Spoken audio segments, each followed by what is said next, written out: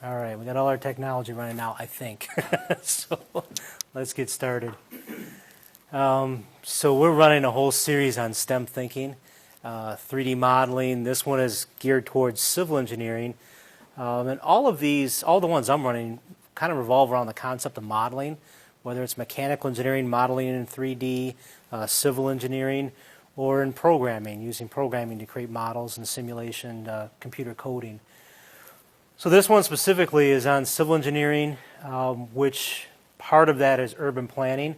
Another one of these series is I'm going to do using SimCity, and actually using SimCity to do city layouts and show students how engineers use those type of applications to model cities and urban planning.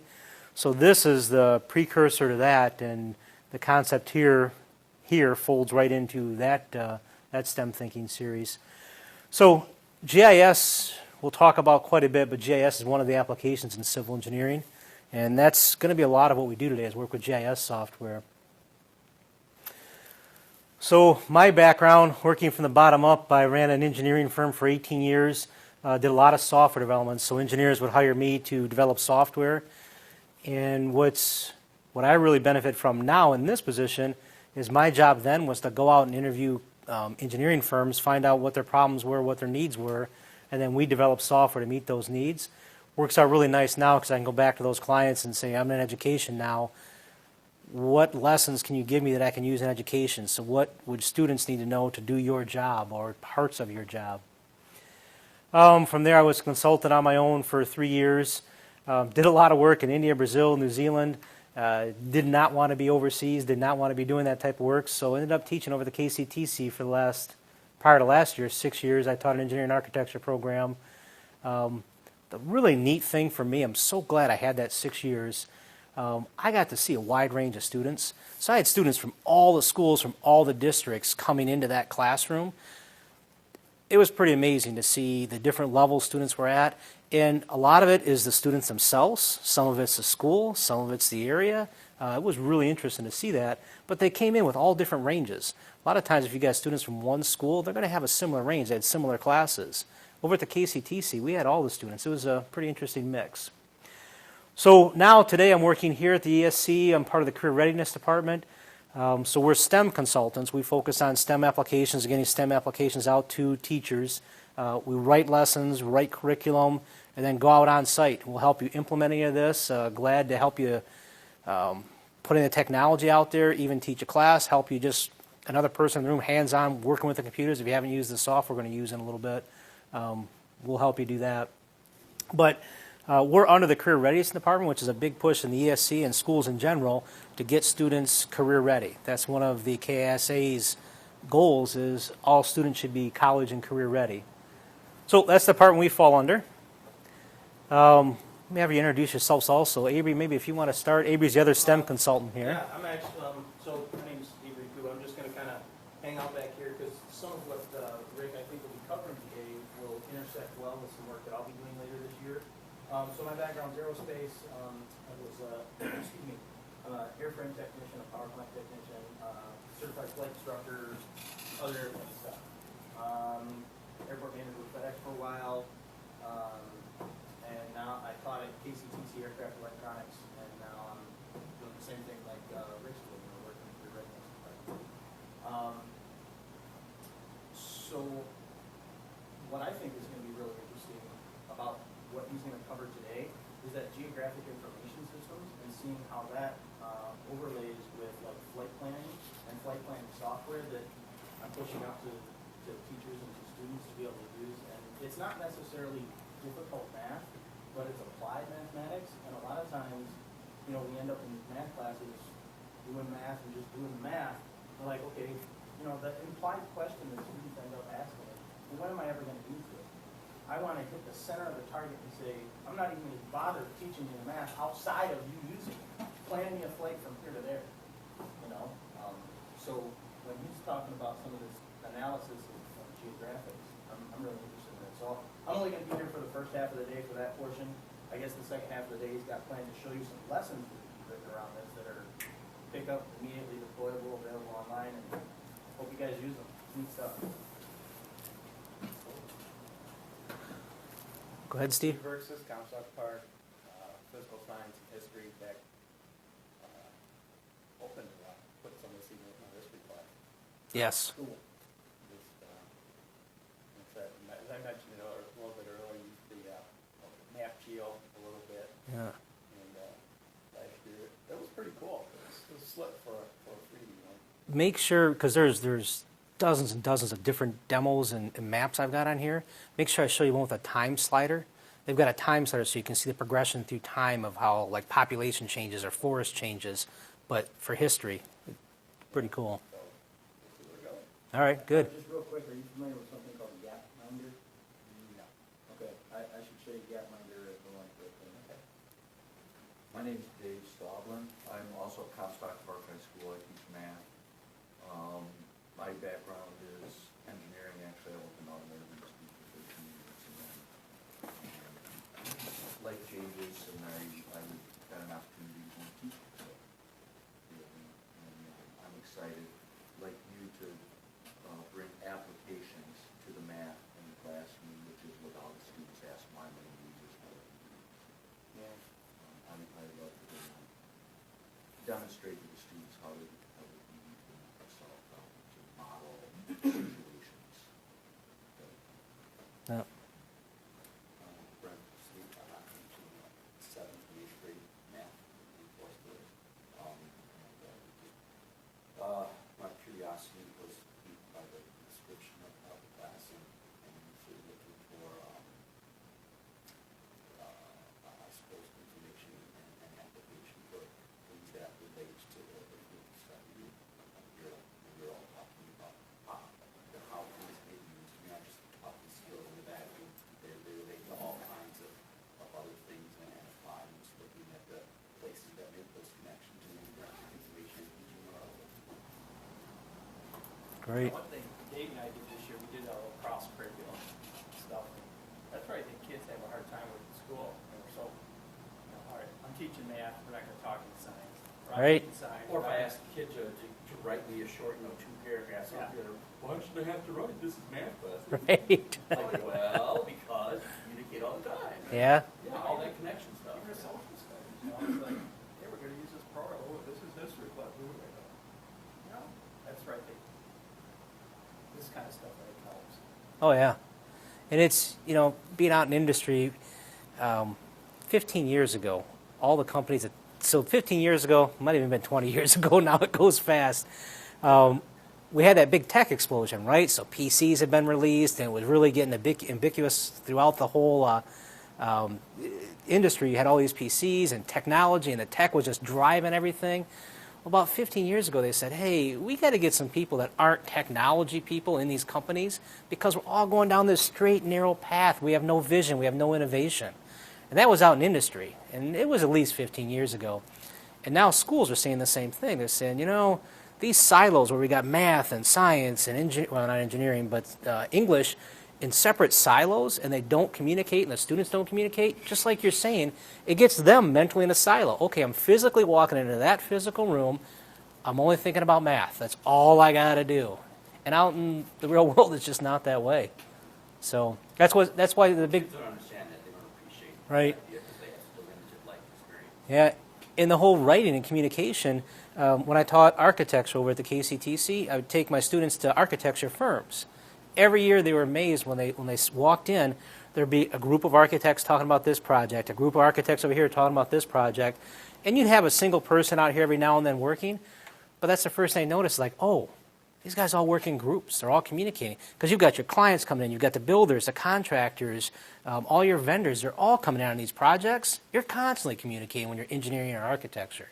And the students, first thing they notice, oh, I thought I would just be sitting at a desk doing my own thing. My daughter, I tried to get her into programming or engineering, and no way. She doesn't want to sit in front of a desk by herself all day. But, yeah, it's not. You don't have those moments, but yeah. All right, engineering modeling. This was going around Facebook quite a bit. You might have seen that. I showed you that one.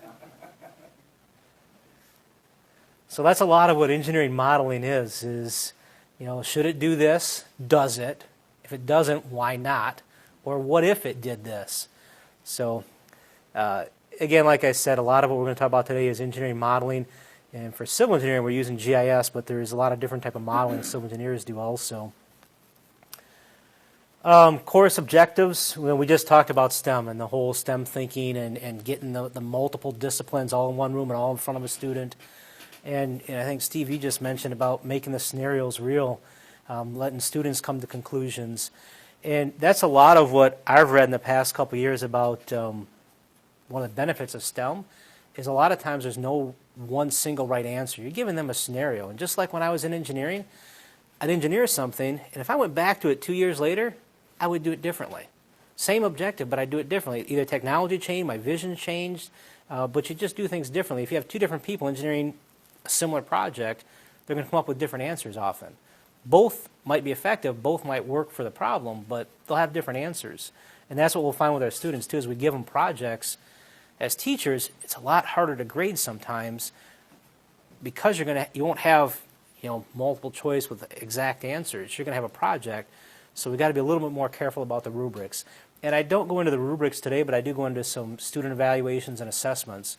But I don't go specific into rubrics, but they help a lot when you're working with projects.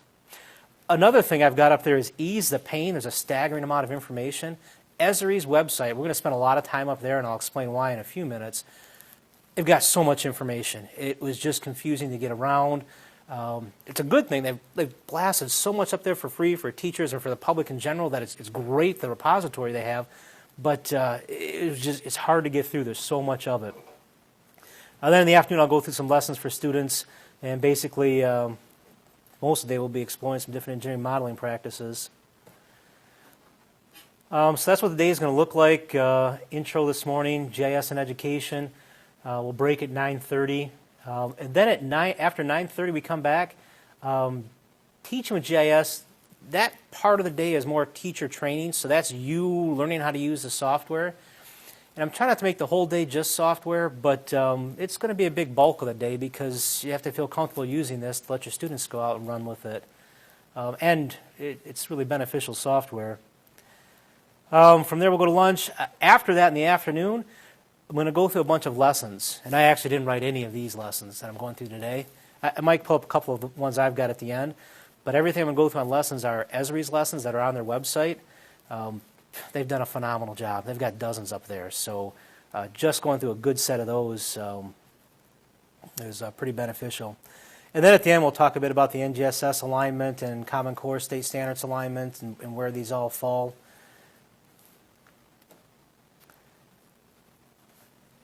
A common term, so out in industry and in civil engineering, spatial analysis, and in education too, spatial analysis is a pretty common term. But I think I'm going to get away from that a little bit when my communication to teachers.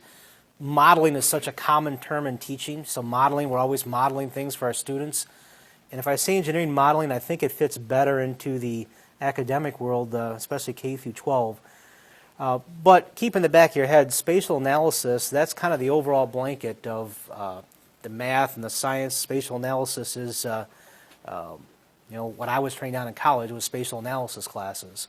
And that's a lot of what the papers talk about when they talk about 3D visualization, be able to view things in 3D and connect information in 3D. They refer to spatial analysis. I'm using the word engineering models most of the day just because I think it fits into academics well. And social models also. Same concept. Okay, on your, there's a Word document in the folder that you copy called links, NGSS Swivl PD links. Open that up, and the first link I want you to go to is this connected. And this is what you guys were saying you already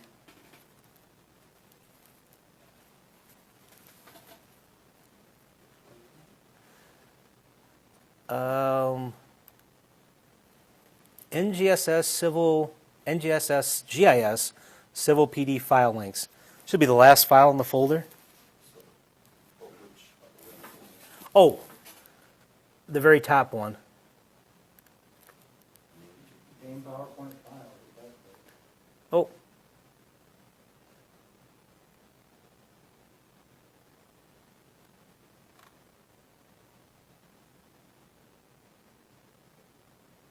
Ha! I didn't copy the very first one. Doggone it. All right. RGIS.com. I bet if we Google it though, White House connected. Yeah, Google connected space Obama. Just connected space Obama. And I think you'll get to this whitehouse.gov. That's the first one. Cool. So what was the phrase you used? I'm sorry. Connected, ED at the end. And then space Obama.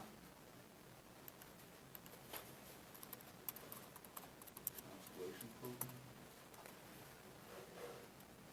Yeah, that's the second one I did it.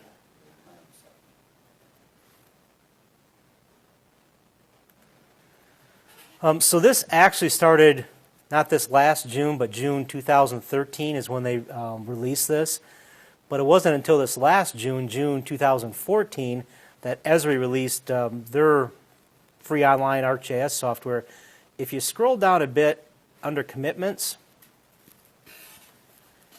it lists these companies, and about midway in the middle is Esri, and that's the software developer for the GIS software. They are providing up to $1 billion worth of free software. Now, it probably won't hit that amount, unfortunately, because what they're saying is they're providing their software for free for teachers. I don't know if it'll ever hit $1 billion, but quite a few will hopefully adopt this. Right above Esri is Autodesk. Autodesk is a software manufacturer also, and they write a lot of the 3D applications. They're one of the main players in PC engineering design software. And then the other ones, AT&T and Apple, Adobe. I don't know a whole lot about what they're offering, Microsoft either. But any of these, I would definitely take a look at. This is a big initiative, and there's a lot of money out there under these initiatives. So I just wanted to point out who the players were on that.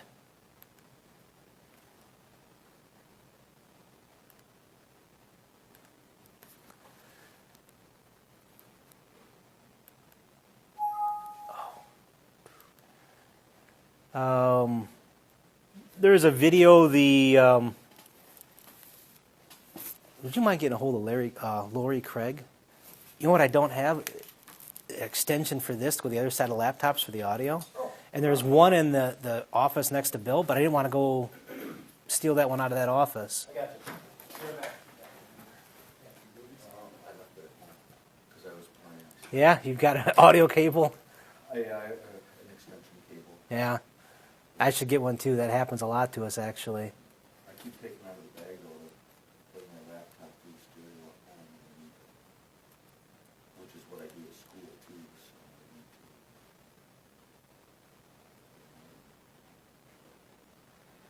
to. All right, I didn't put any of the connected links in that file I got you for links. Go in and Google connected. Well, actually, let's go back to that connected page, and we should have Esri. Should be on that connected page. The website that you just want? Yeah. Oh, is that Apple? No, I just need an extension so I can fit this. It plugs in on this side for the audio. Yeah.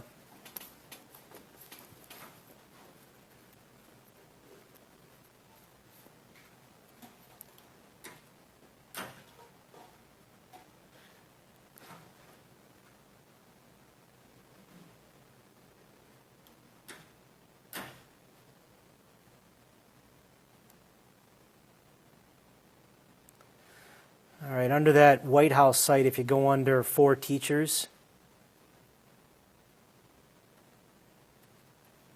let me go there first and see if,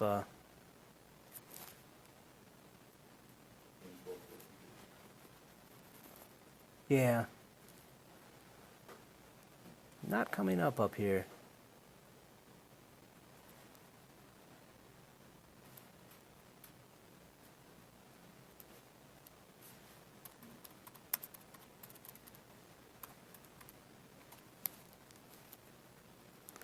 All right, if you Google Esri and Connected, that'll bring you to Esri's Connected site. Esri's ESRI, it's Environmental Systems Research Institute.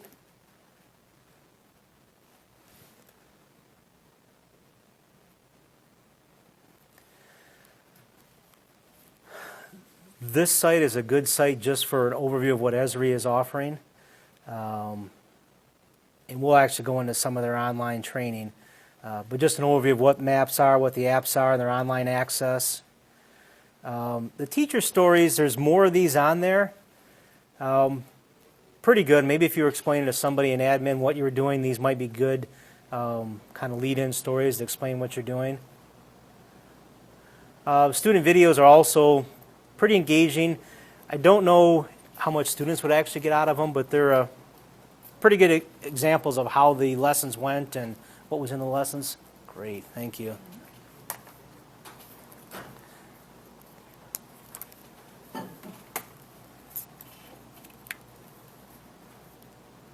So student stories and the resources below, and we'll go through a lot of these resources today. And then case studies down at the bottom.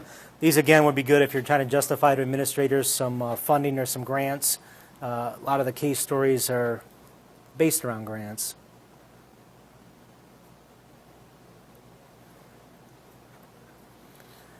All right, let's try and run this video.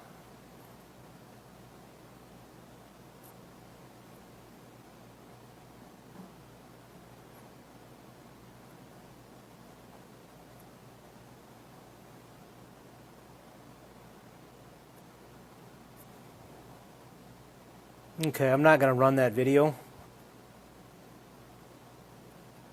because I can apparently. Oh.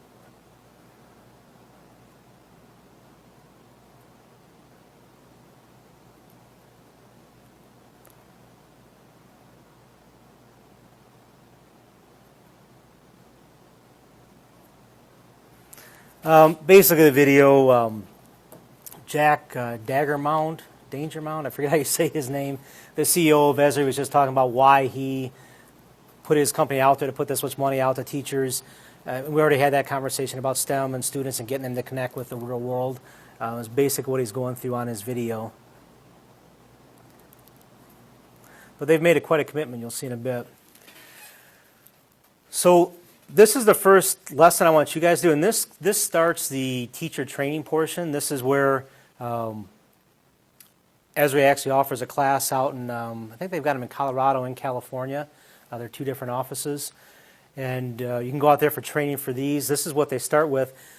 This might be what I start students with. This is a real good quick overview of what ArcMap and ArcGIS is. So hopefully I've copied this link on that links page. Yeah, 5 lessons in under 5 minutes.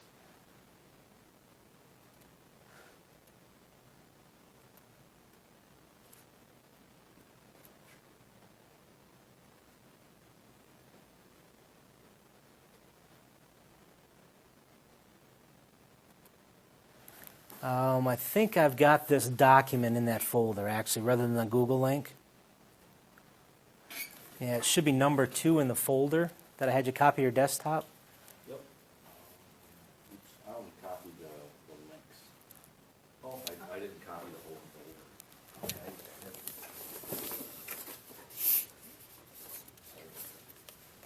Oh, there it is.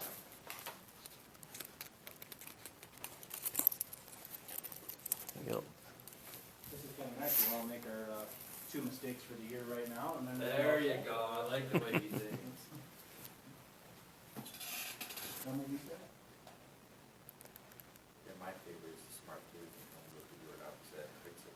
I don't even look kind of figure it out and I get to use them. Yeah. Like a dinosaur or something.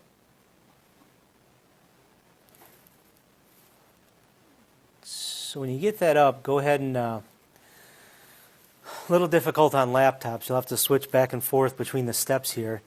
But there's 5 different activities. And you're going to arcgis.com first. And I don't know if you guys created logins yet. You don't need a login to do these 5 exercises. But while we're on the topic, up on the top there's a sign-in. I'll have you guys create accounts later. And you guys already might be set up with an organization. Yeah, but I don't. Yeah, we are. Yeah, the organization. Yeah, well, the organization is handy, and I'll go into that too. But The organization allows you to invite other people into your group so you can see their files. Yeah, I think, So for your students, I think we got licensed for, seats in that. right, right. Yeah, I think it's, 500, I think, is the number of seats. So you can get your students in the organization, and then you can see their files, and we'll talk about saving later on. But when you go to this link, arcgis.com, you do not have to sign in. You can just go ahead and pick that map button up on top.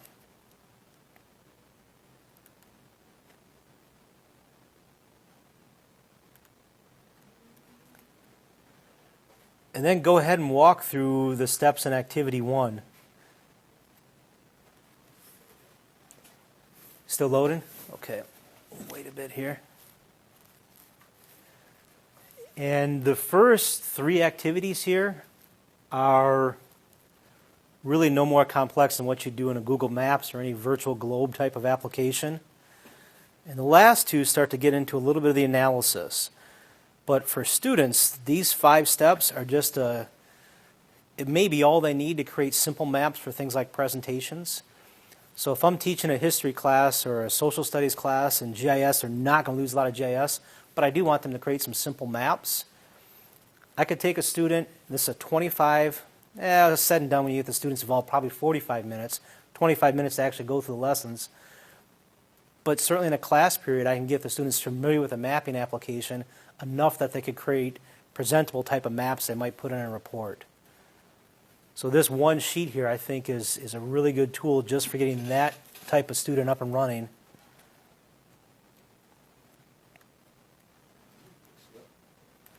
How are we doing? Was everybody able to start our map up?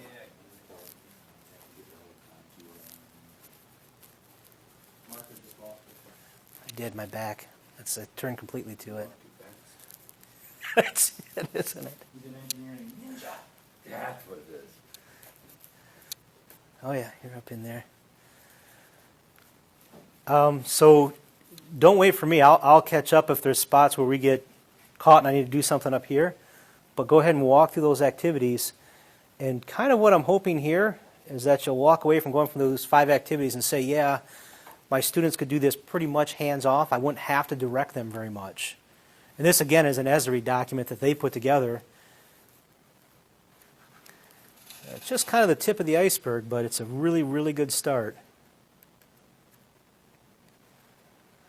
Let me know as you're going through if something's confusing, because I went through it twice, and the first time I got hung up on something, and I couldn't. The second time I went through just fine, but something was a little unclear in there. Or if you notice something that maybe an adult would read it correctly, but you think maybe a student might not say what that document is asking them to do.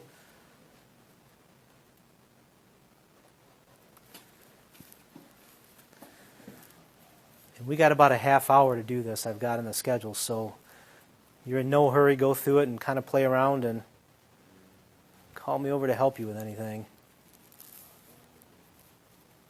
Avery, my challenged student. What do you think? Are you in there? Yeah, I'm in. I got the measure thing seems to be working. It's doing this bizarre arc though. You see this? When I go to measure, measure, line, go away. And I want that. So if I go from Western U.S., like I said, to it's working fine. A second ago. Click now. See this? It's actually measuring the linear distance. It's a globe, right? Yeah. It's actually measuring the linear distance. Yeah. That's fantastic. Yeah.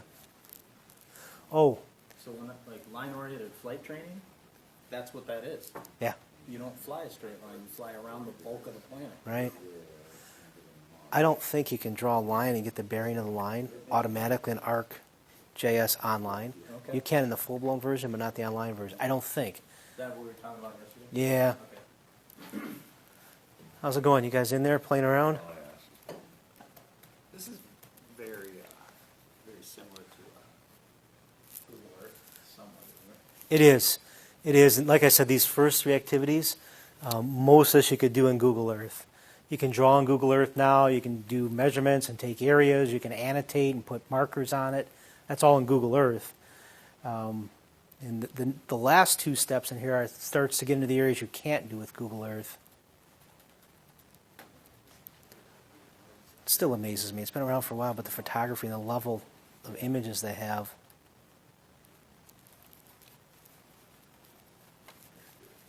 What do I do with all these certificates? Certificates. Oh, yeah, just say yes to proceed, but I'll see if I can turn that off. Do you have to hit view every time? Go ahead and pick OK.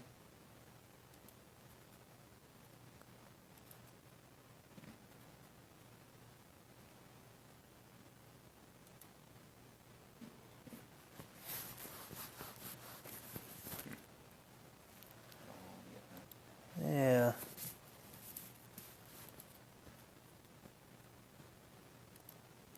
I think I might have to log into the computer while I try and figure out how to turn it off.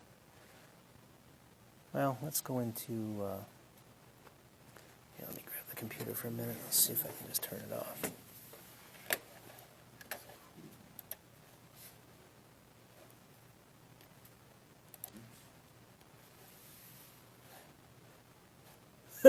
I wanted to get the settings up there. It's not even going to let me do that.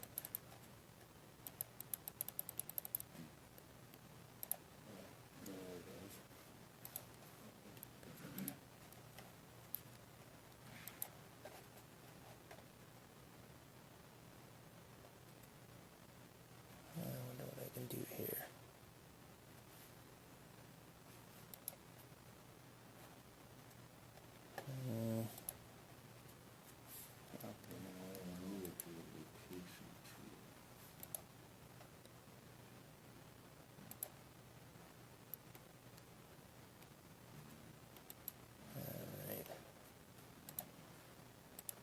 Yeah, if you get it a lot, we'll have you move to a different station. I don't know how to turn that off.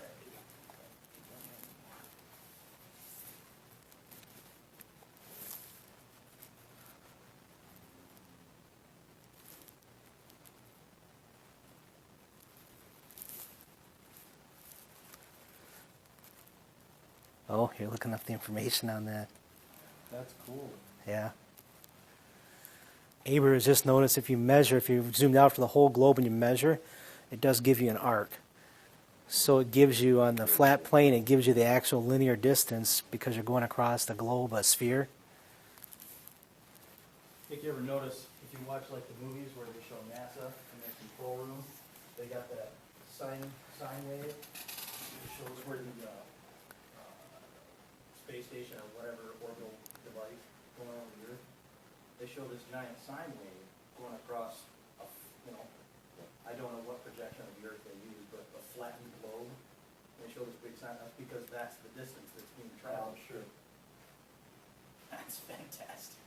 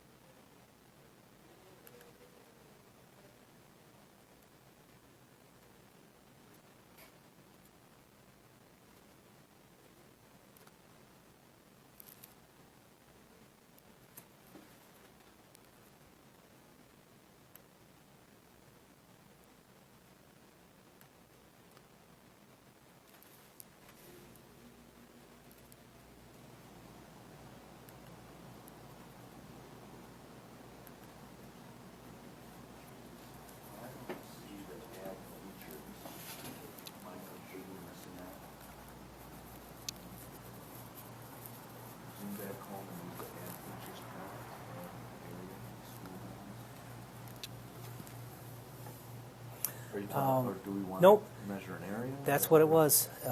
They skip a step here. You need to hit the modify map up on top, the very top right.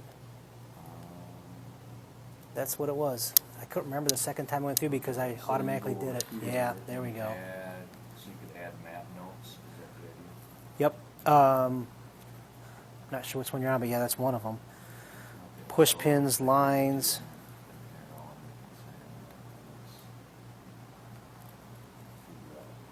the area South Dakota, kind of roughly. And you double click on the last point you want to end. And then this is all the information attached to that. So when you pick that area, this is information that'll pop up.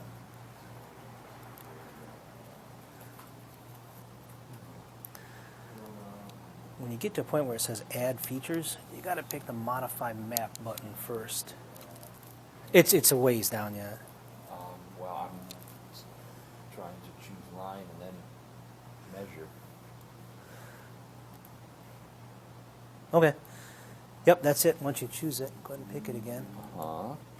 And now if you pick anywhere on the screen, pick once, and then move your cursor. You have to double click to end your selection. And that's where you see get the arc. Yeah, the farther you go. And of course, if you're zoomed way into a city level, you don't really perceive that it's an arc.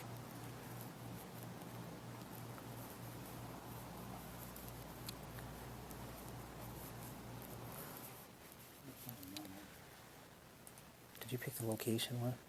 Yeah. That is just cool. It just Yeah, I was just, this is how, like, my aunt, when she does survey work for the township, yeah. this is what she uses.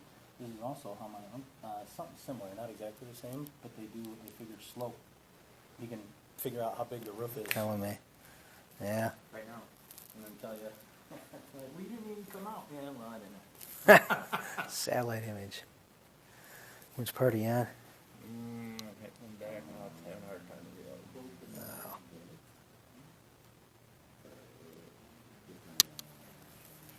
Yeah, you pick. Oh yeah. Oh, that's pretty cool.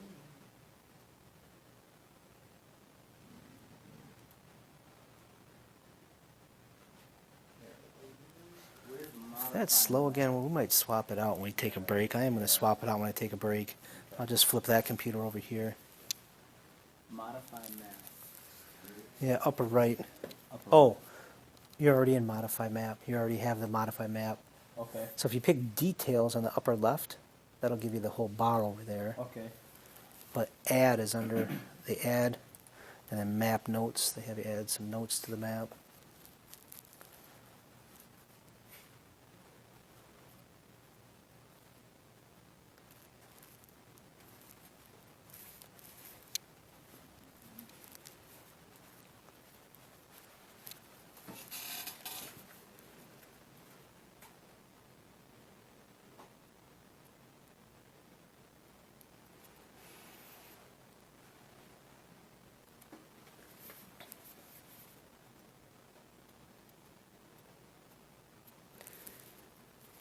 And I had you do this without signing in just to demonstrate that you don't have to have your students create an account. So you didn't do anything. You didn't create an account to get an Esri, and the account you guys have already created, they don't need that for this level of tools. But if you do create something you do want to save, let me know, and we'll create an account quick, and you can save it. We will create an account in a little bit, but if you've got something now you want to save.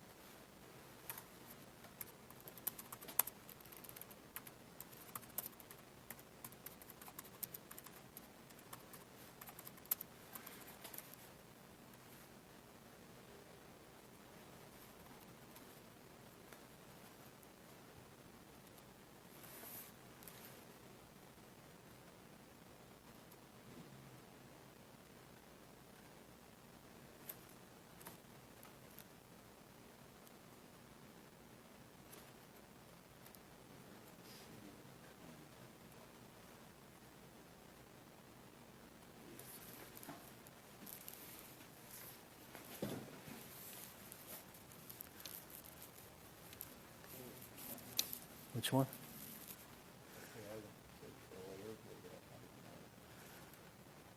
Okay. Under the content here, there's no layers right now.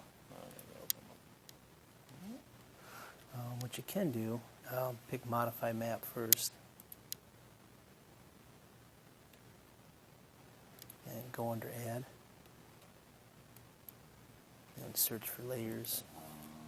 And I think they had to do the population one first. Just type in population. All right, I got you. And then it'll pop up here and then pick the add button.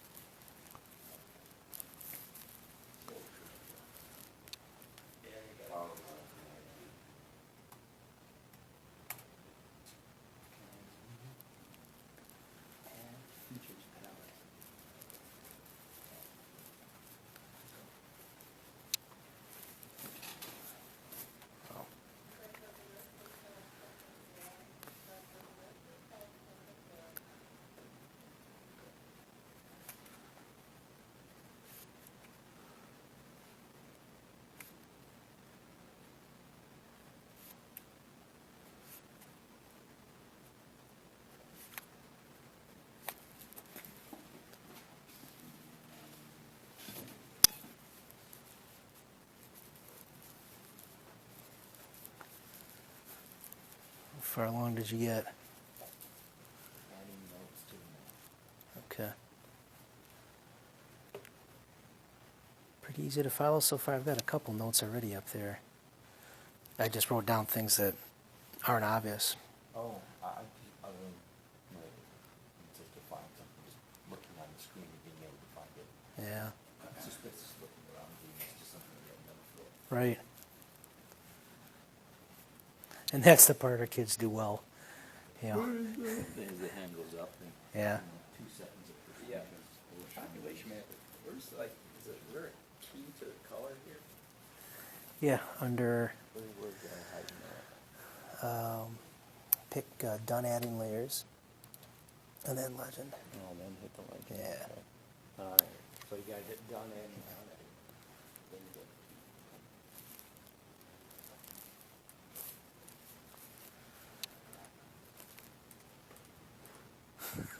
You're doing real surveying work.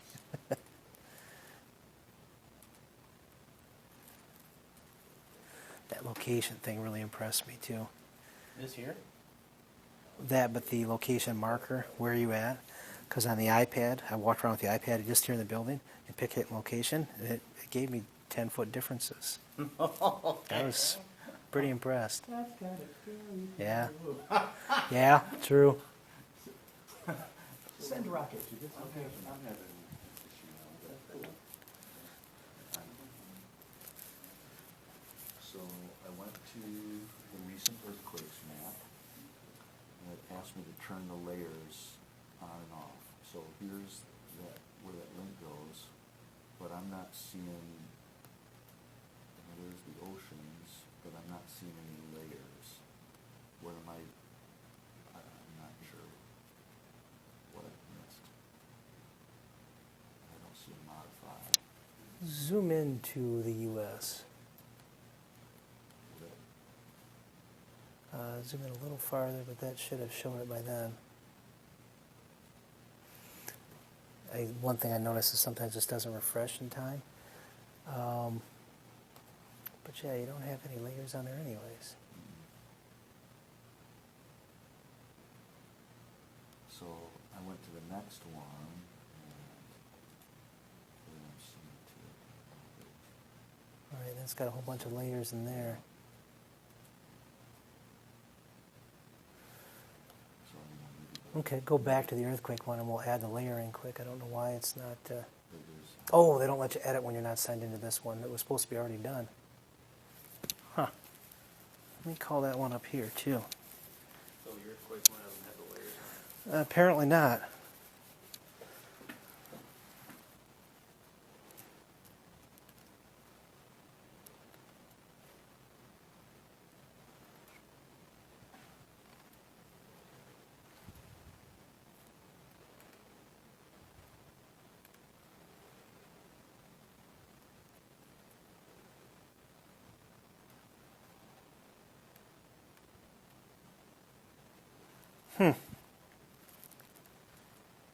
did come up on mine, and I'm not signed in. So that's what you should be seeing. Actually, if not, let me get the layer information so we can call it up.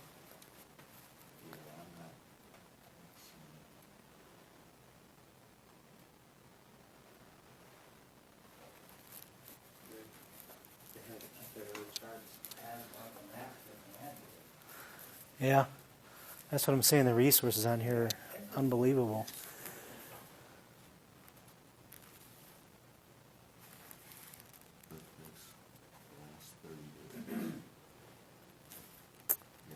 Wonder why. Right.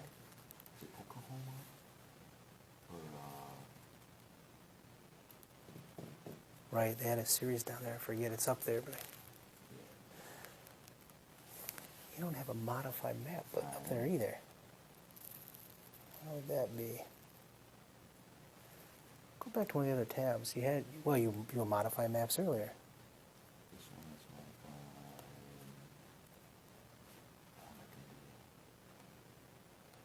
New map on. So when you don't see those up there, it means you don't have rights to edit things, which this one, everybody should have rights to. Yeah. That's what we should get. Yeah. Steve's not getting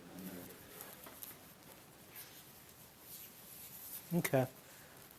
Oh, yeah. I wonder if it's because I'm in Safari. Well, I put Rocky 2 on that. But you're not. Yeah. Same thing. Yeah, you can't edit up here. Yeah.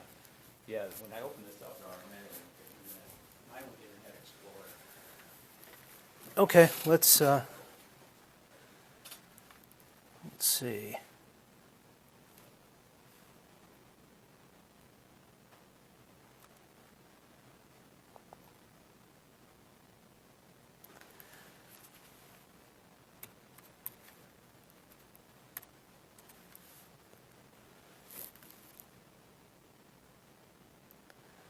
Let's go ahead and just start a new map.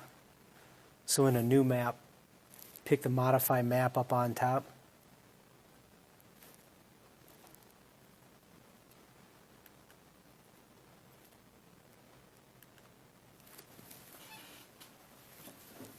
So start a new tab too, because I know you didn't have any rights to modify there. So where does it want us to go to? Yep, pick new map up there. Modify. Let's search for layers. Yep. And earthquakes. Yeah, pick modify, then add, search for layers, and yeah, just type in earthquake. And I've got on the fourth one here, this Earthquakes by ISRI Disaster Response DM. Go ahead and add that one.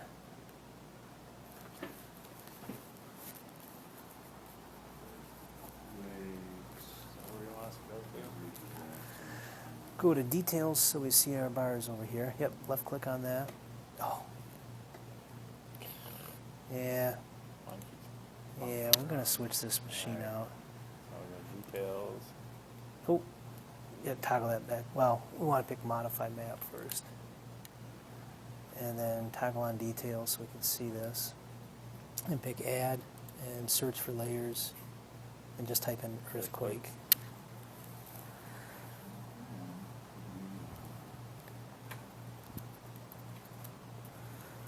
And that one. Go ahead and pick add. Yeah, there it's got it. Oh, and his came up. No idea. That worked on mine. Did the map come up blank on yours? Oh, you're not doing. I'm doing the next. Yeah. Whatever.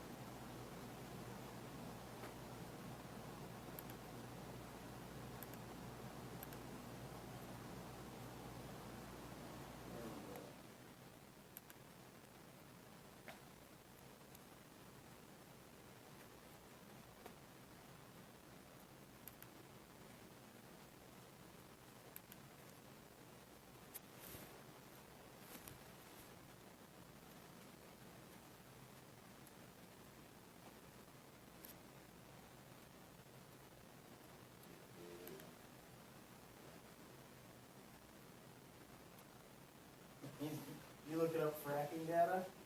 Yeah, compared to the earthquakes. Weird cause. I think maybe the better thing to look at would be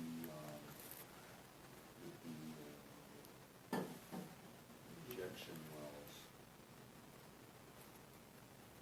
Or they could look at salt mountains.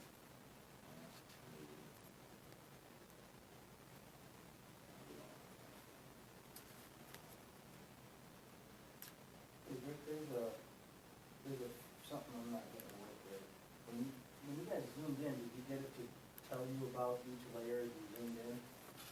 Doing this lesson number, whatever that is, activity 3.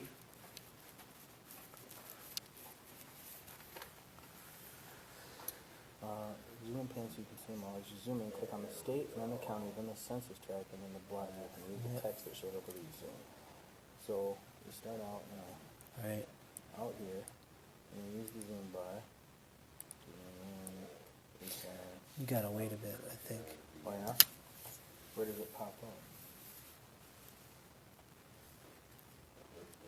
Well, if you pick on any one of the tracks right now, there. Kent County. Yep. Okay. So it should be, when you zoom all out, you should just see the states. I don't know why yours is. Yeah, now it's just states. Now if you pick in the same spot, it's Michigan. Okay. Okay. Quick, slower. Like it? Edify. We're familiar with that. Oh, I didn't get fault boundaries.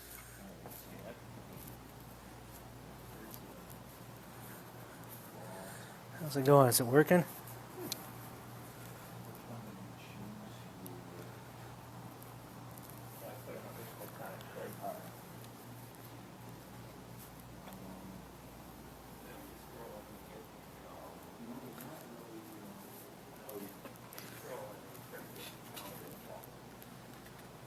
Alright, so that's what. So I faded out the wastewater injection wells so you can see the location there.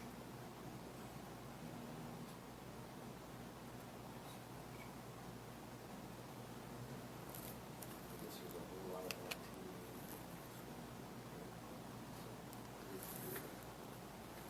activity. So those searchable layers, that's kind of just on Esri's main website and kind of their main public area. But then all the governmental organizations have web services maps you can use. So there's over 10,000 pieces of data in the Esri thing to start with. And beyond that, there's thousands out in these government agencies that you can download their maps.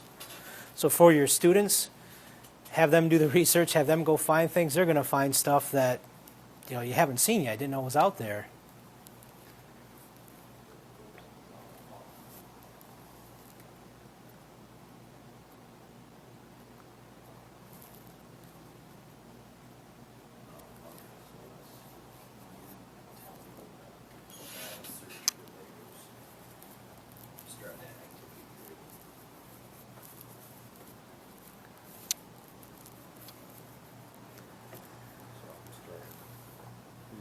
Yeah.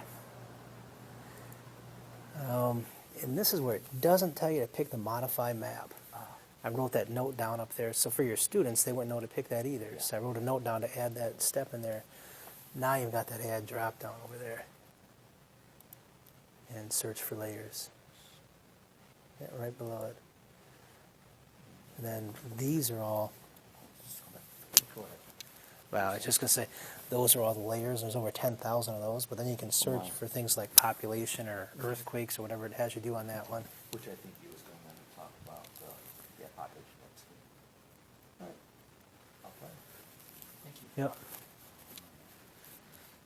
Funny, you forget in the steps, you forget that one step to modify map. That's it, you're done. Where is it? Where is it? Yeah, so I'll add that into that document.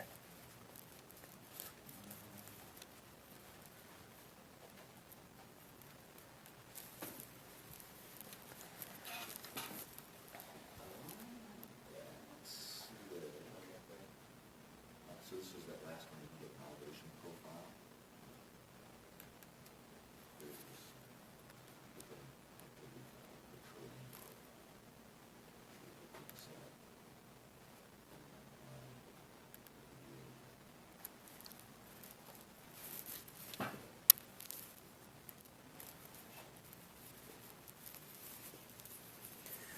was over at KCTC most of the afternoon yesterday, SST meeting, talking to them on new AP and things. They're ready to get rolling.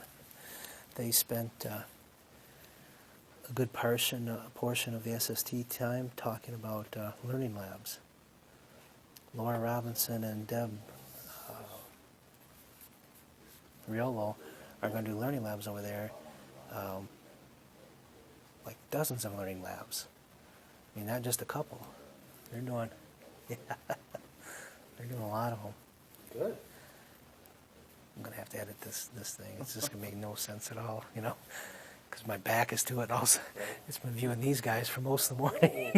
So Try turning on the old map layers. What that is? I went to this. Try turning on the old map layers. The old map. well, the dates, yeah, they're older maps. That's crazy. Yeah, it's geeky, but I really do enjoy looking at maps. I can spend a whole day just surfing looking at maps. Which step is that? Which one is that? This is activity 4. 4? Beginning of activity 4. That must be, is that called a valley or something that you can have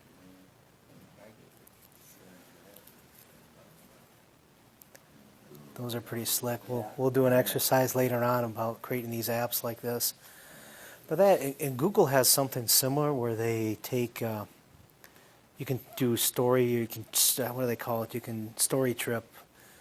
You can take your points in Google and attach your photographs and attach text to it. Yeah, we did They that. got a whole story player. It's, I think it's just called Google Tour. That might be, I said it might be Google Tour. Tour, yeah. So Yeah. beta, we did that in our science class. And then we did it in history. We did that with nuclear bomb sites in the 50s. Oh, yeah? Kids do it, yeah. It's pretty slick. Huh. It's, yeah, Well. you put pictures in and, place marks, so when you get the tour, it gets automatically slides through, then you click on the drop pin Yeah. of the picture. Real similar here. Yeah. Again, the difference is you can add a bunch of data to it. So you can have your nuclear sites and maybe population density around the sites, right? Because there's nobody around the sites. Yeah. Well, how far out until people can live? Yeah. Yeah. Did you see the history map one with the? Oh, where's that one at? I don't know. Go back up.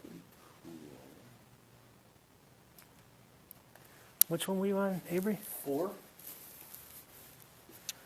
4 is the earthquakes. Oh, what, the old maps? Yeah. It's the next step 2 Oh. and 4. Oh, okay. Yeah. USA. Oh, that's cool. Uh-huh. That would be a nice one. And if you go under, zoom in a bit to the U.S. and go under content, and now you can turn them on multiple at the same time. So maybe do 1733 or any one of them, and it overlays that on top of it. Oh, that's pretty cool. And then if you right click, there's a little drop down arrow right to the right of it, or left click on the right arrow. Pick transparency, and you can play with that a bit. It's how much you see behind the map you've got turned on. So when students are comparing maps, they can make that top one real transparent so they can see the information below it. So That's pretty cool.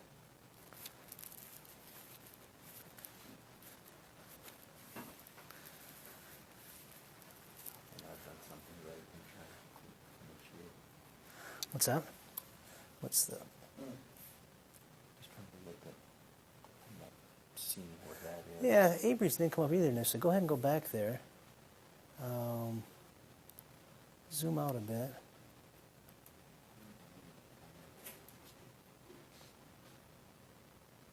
Pick any one of the gray areas, just left click on it once.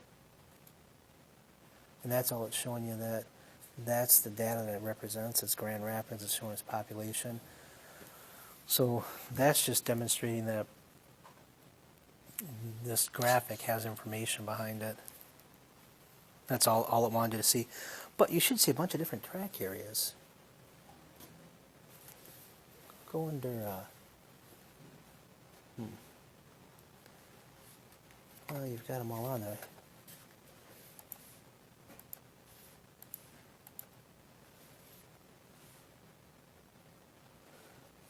Okay. Which map is this? Is it here? No, that's not the instructions. I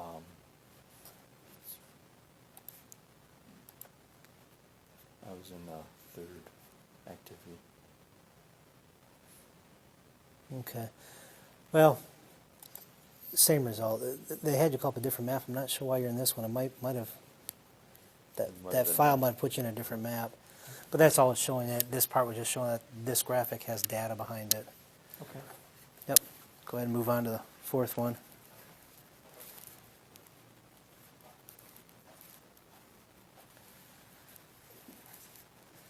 Learning things about our swivel. Dave had a good point earlier. When you walk around and you're talking, if you put your back to it and you're walking, you block it so it doesn't follow you. Yeah, So, yeah, it's because it's infrared, so that's, I think that's just shooting light out. Sensor in the front just looking for the light. okay. So if you stand in the way, it might catch something off, like the reflection off the wall. All right. But Yeah. it's actually pretty smart about that, but it's not perfect. It is good. It does catch me. I mean, when I come back around, it'll find me eventually. And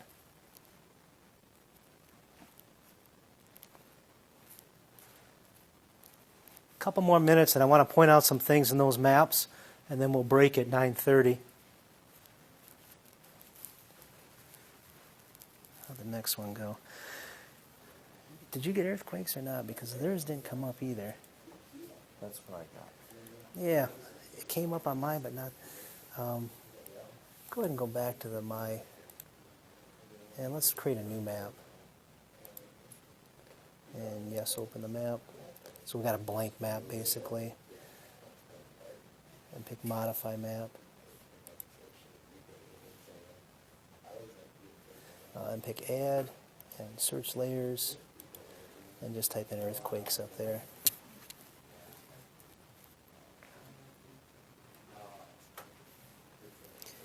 And the disaster response one right there, pick add. There, now they're on there. Yeah.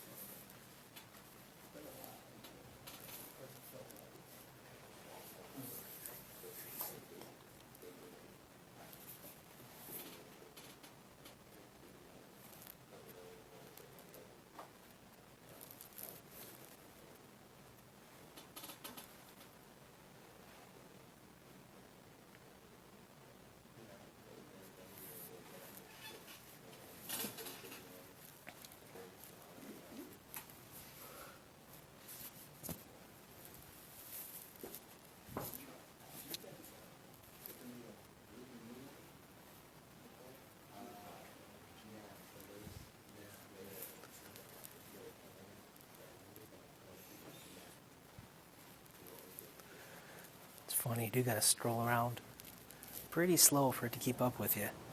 Yeah. This is just so fantastic. Well, the amount of information is just staggering. All of it. So now, if I uncheck this, yeah, there's the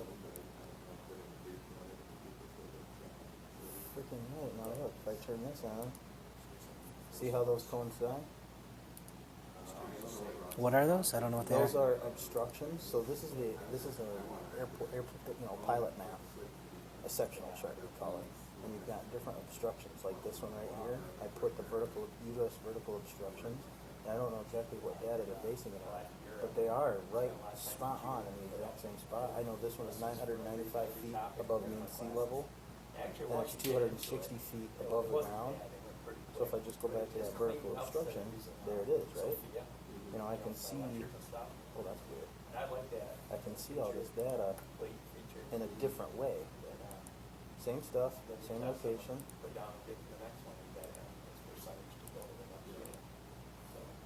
there's one here that we don't bother with. It'd be interesting to be able to like hover over and see how tall it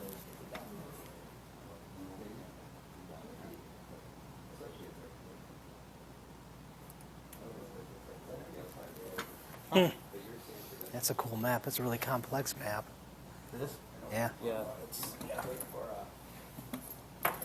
But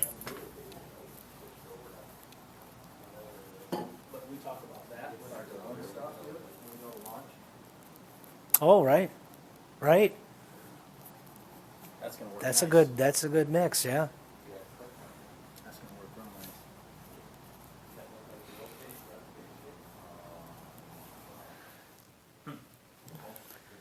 So then they just have you go through and they give you this, like a storyline and a map that looks like. Right. Right. That's Google has some of that, but Google doesn't have all the data. Like this here, you mean? Yeah. No. The overlays, like the FAA overlays you found. Oh, yeah. So Google has story maps too, but we've got the story maps and all that data you can add into the story maps. You can add data into the story. Oh yeah. You create your own story map. So all your FAA maps or earthquake maps, you combine those, and you can create a story map on top of those.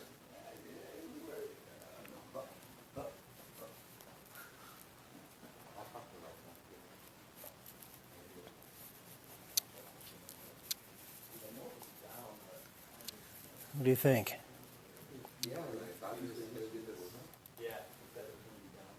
If you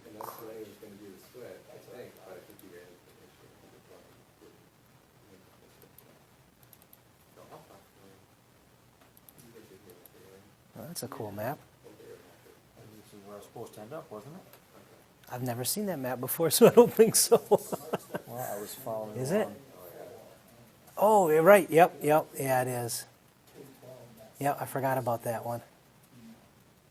So that I was just. Yeah. You want me to get to that last one? Yeah, go ahead and take a look at it quick.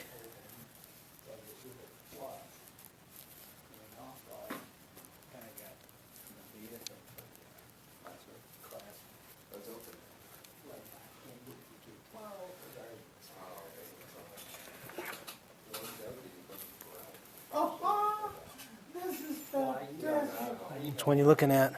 I'm just playing now with that transparency, so I can, I remember they had us just do that, but now I can overlay that and see like the roads and the streets and stuff from my base map. Yeah. So when I go to the school and we get set to do this, I'm gonna make you do this, and I'm gonna talk to the drone, because now we can really analyze the space that we're operating in. Right.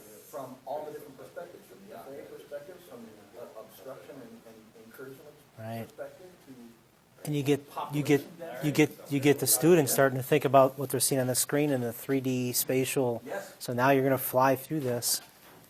All right, I'm going to take a few minutes. I want to show you a couple of things in these maps, and you're going to do more of this afternoon and later this morning.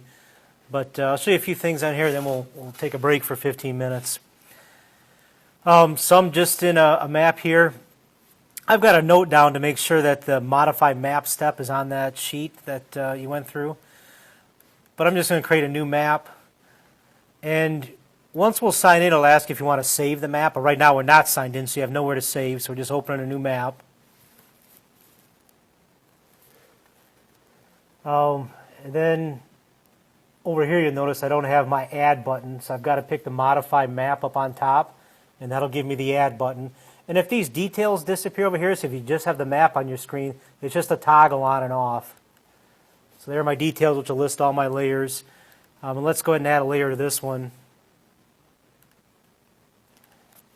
And I'll just do population again. When you list out the layers, so it's going to list all the layers that match that, and you could get thousands on some of these searches.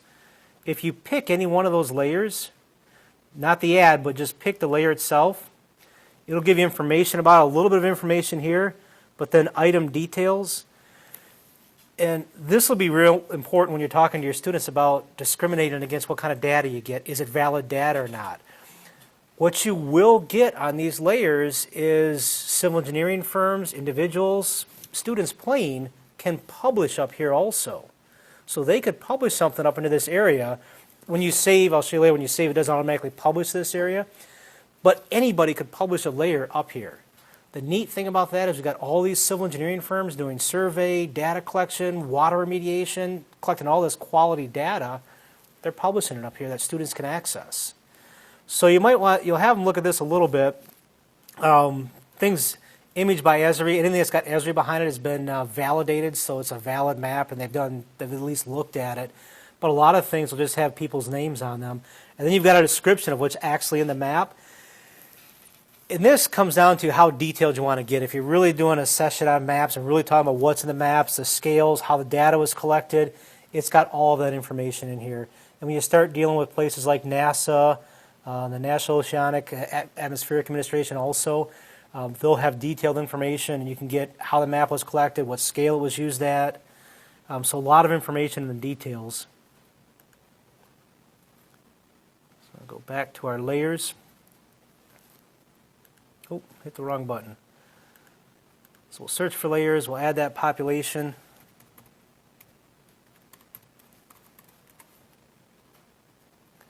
So this time we'll pick add.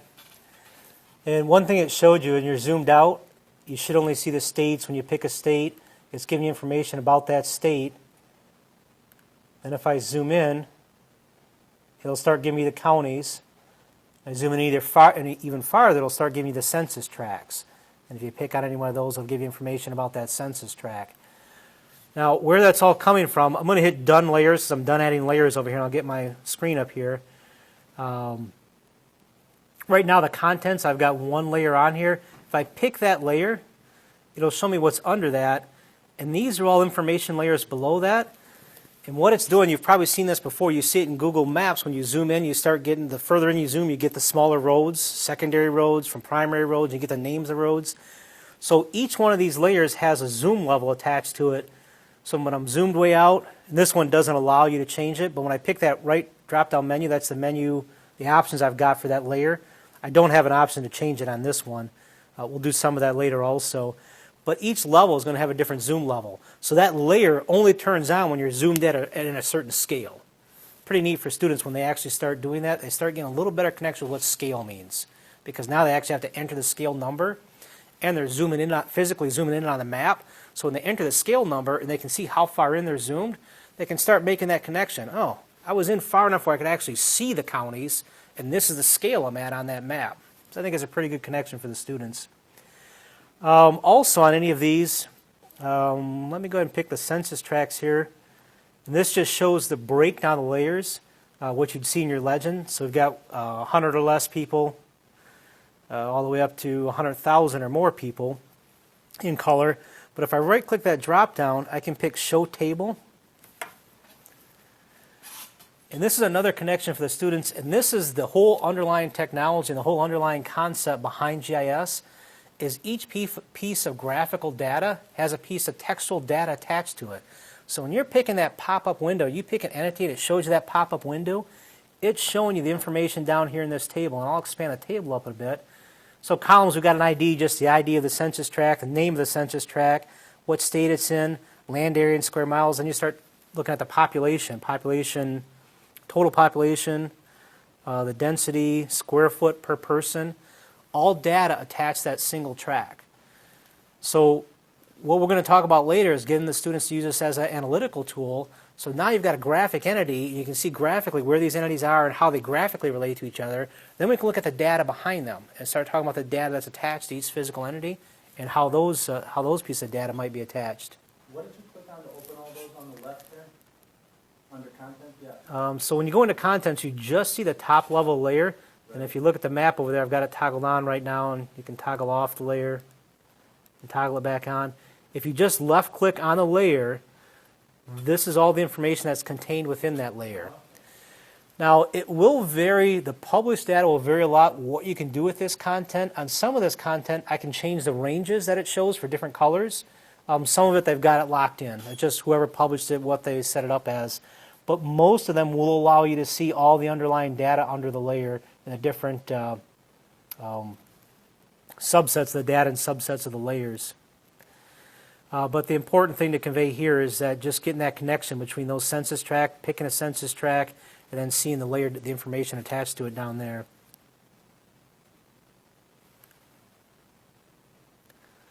Okay, that brings us to 9:30. We'll go ahead and take a break for 15 minutes. So we'll start back up again at quarter to 10.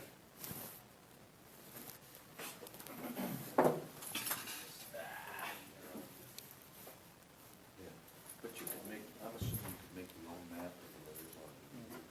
So that students wouldn't have to go Yeah. do all that survey, save a lot Right. of time. Yeah. You know, you could have the layers in there and on the chat. Is there a level of zoom where you don't get your layer that you've added? It seems like it goes away, right? Yeah, if you click on the layer you added. Oh, no, you can't, it doesn't allow you to change it for that one. So what I'm saying is, if I zoom in, now I lost, I don't see it anymore. See what I mean? Right. And this one doesn't allow you to change it if you pick the tracks drop down. You can pick the drop down on the right.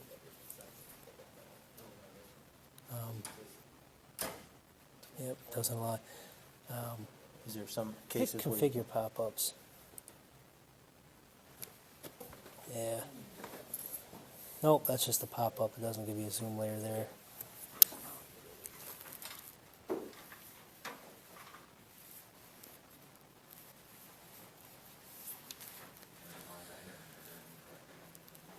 I originally was going to do this in SimCity all in one day.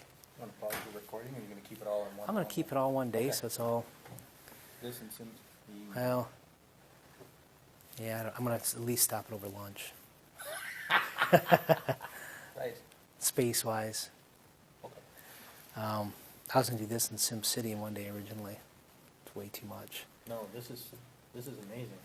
And that was just the portion you'd have this. So we didn't start that until about 8:45. It's 45 minutes later. Covered a lot of ground in 45 minutes from a student perspective.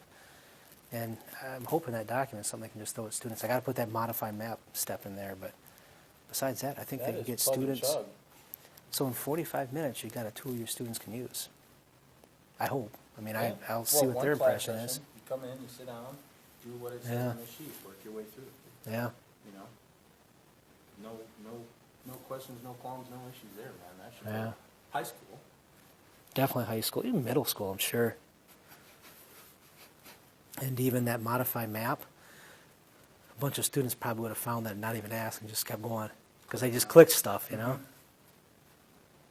Yeah, I'm wanting to, now that I understand how to manipulate this a little bit, I want to mess with this some.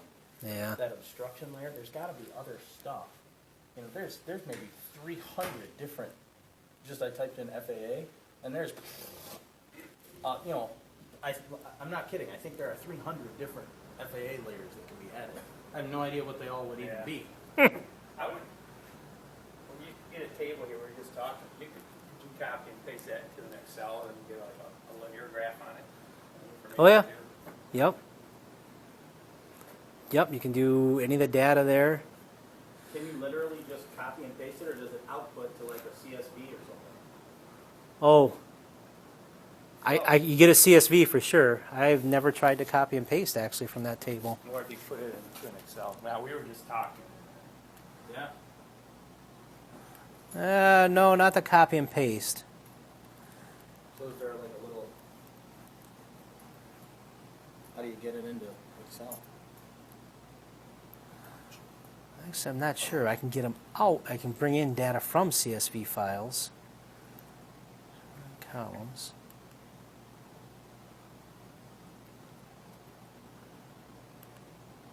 No,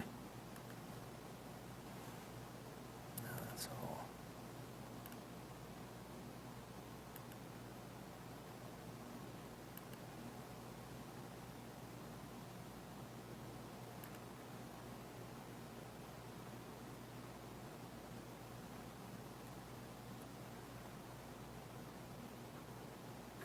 A lot of times they'll have a link to the data in here also. Yeah.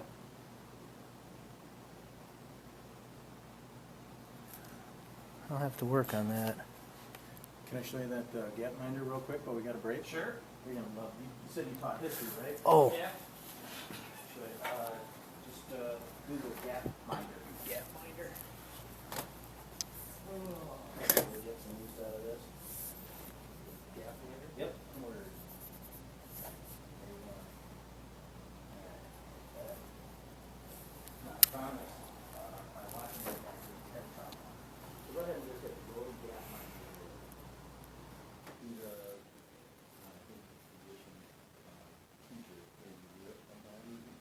And what he did is he took all of the World Health Organization data and census data and everything else that he could get, and he dumped it into the school.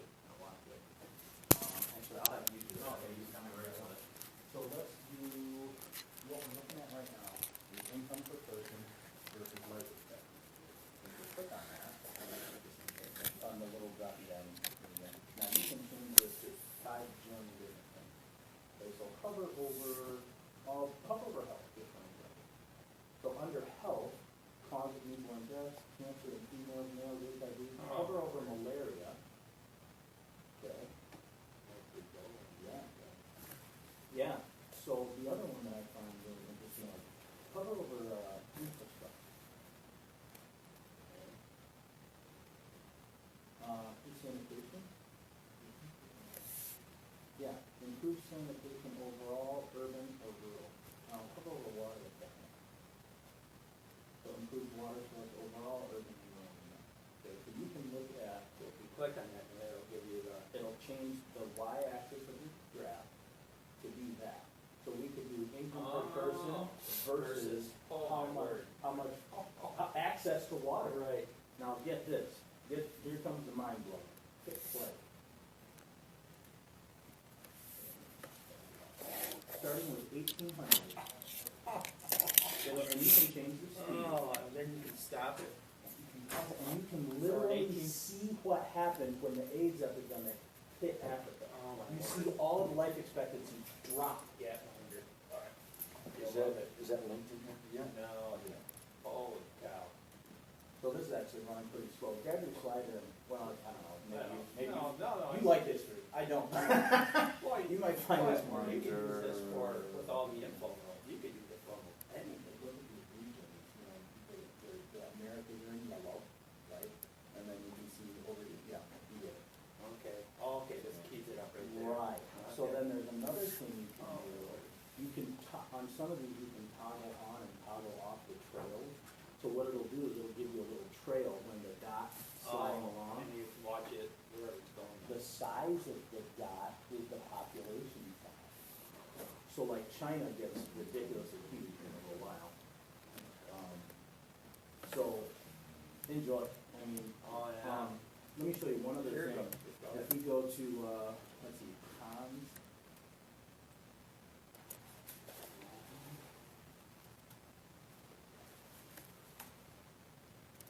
Yeah. This right here, this is the talk, okay? When you get some time, listen to him talk about this, because he demos it, and then he talks you through what's happening. Oh, okay. It gives me goosebumps to sit here telling you Thank you. but it's fantastic. It's just absolutely fantastic. And it's all, what would you say, reputable source data? Well, if it's from World Health, Right. yeah. I mean, not to say that there's Well, not somebody true, screwing with the true, numbers but, there, but yeah. it's reasonably reputable. so this does seem to be running faster. All right, I'll slide. Do you want to? Well, we can physically move the computer too. Yeah.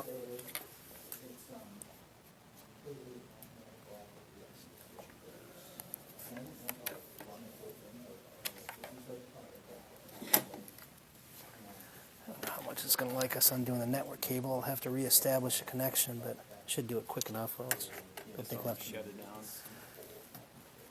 down. Sure.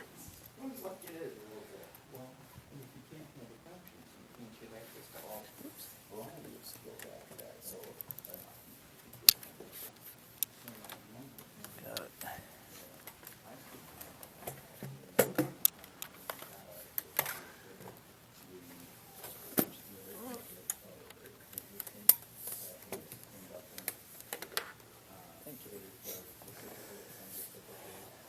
assume it's going to have to find its brains here now that we did that. See if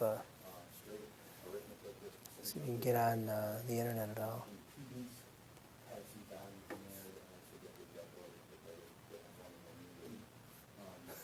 So there's another problem. None of the Word apps are installed, or none of the Office apps. They'll configure it. Go into Chrome and let's see if What were we in? just arcgis.com.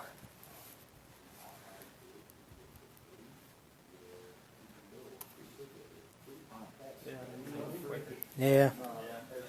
Yep. Just regular people, I like freezing it right.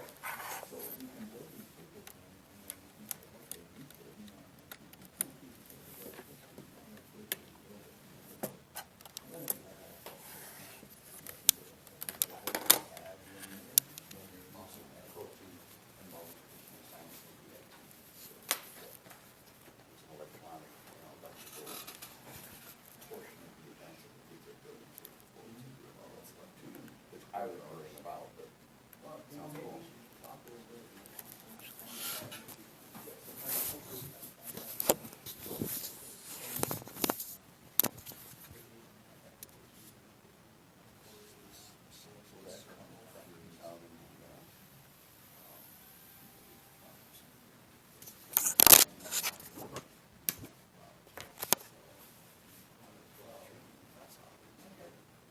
So it'll be on that board, right? I don't know who publishes that.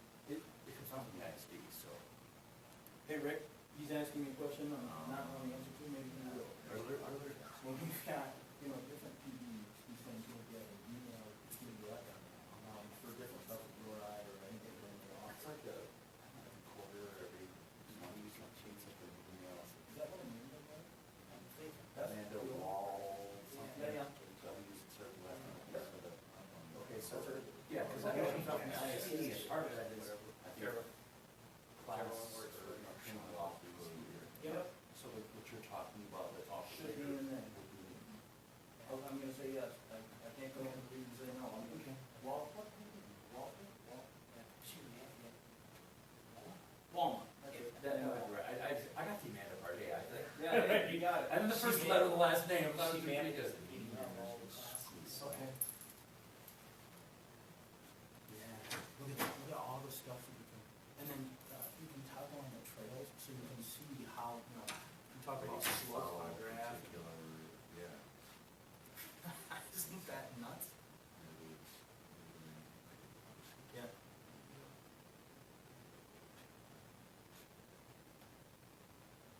So if you want to zoom in on a particular part of history and see how it impacted incomes, infrastructure development, life expectancies, access to health care, whatever. Yeah. Now, instead of just saying, and then everybody got sick or died of the bubonic plague or whatever you say, and I'm not a history guy, but now you can get some very deep insight into what's going on. See, this is interesting for me because when we look at like India here in 2009, the mean year of girls in school was 6 years of school.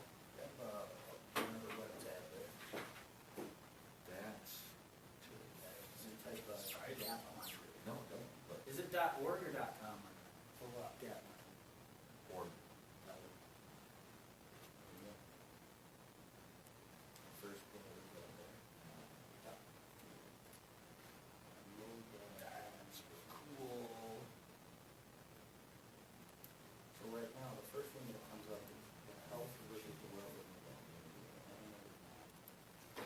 Linear rise is it? Oh, Avery, did you see this? I'm sorry. I'll be right with you. Yep, So no right worries. now, we're seeing income per person versus and that's what happens.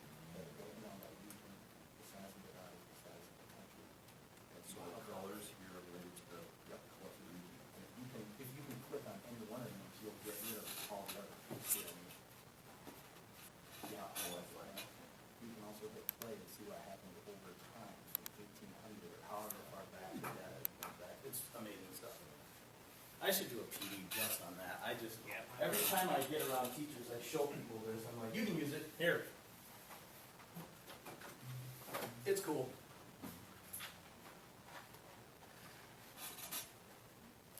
little swivel thing when you dim the lights like this. It's kind of just a black. Oh, I There's can't not see you? much. Look, shadows. Really? Yeah, but this afternoon I'm going to have the lights on like this, the leaves on everybody's eyes. But that's the video. Oh, you know why? It's because that part of that table is so bright. Can you kill that one? Oh. Good point. No. Can you No, bring there's up just the Those are flip my switch only two behind you? sliders I've got. Well, if you slide, what I'm wondering is, if you slid that down and brought that back up, that doesn't do what you want to do though, does it? Right, that's how I had it all morning because now you can see the video. But All right. this afternoon I'll turn on these. So hang on to your eyeballs. Lights coming back on.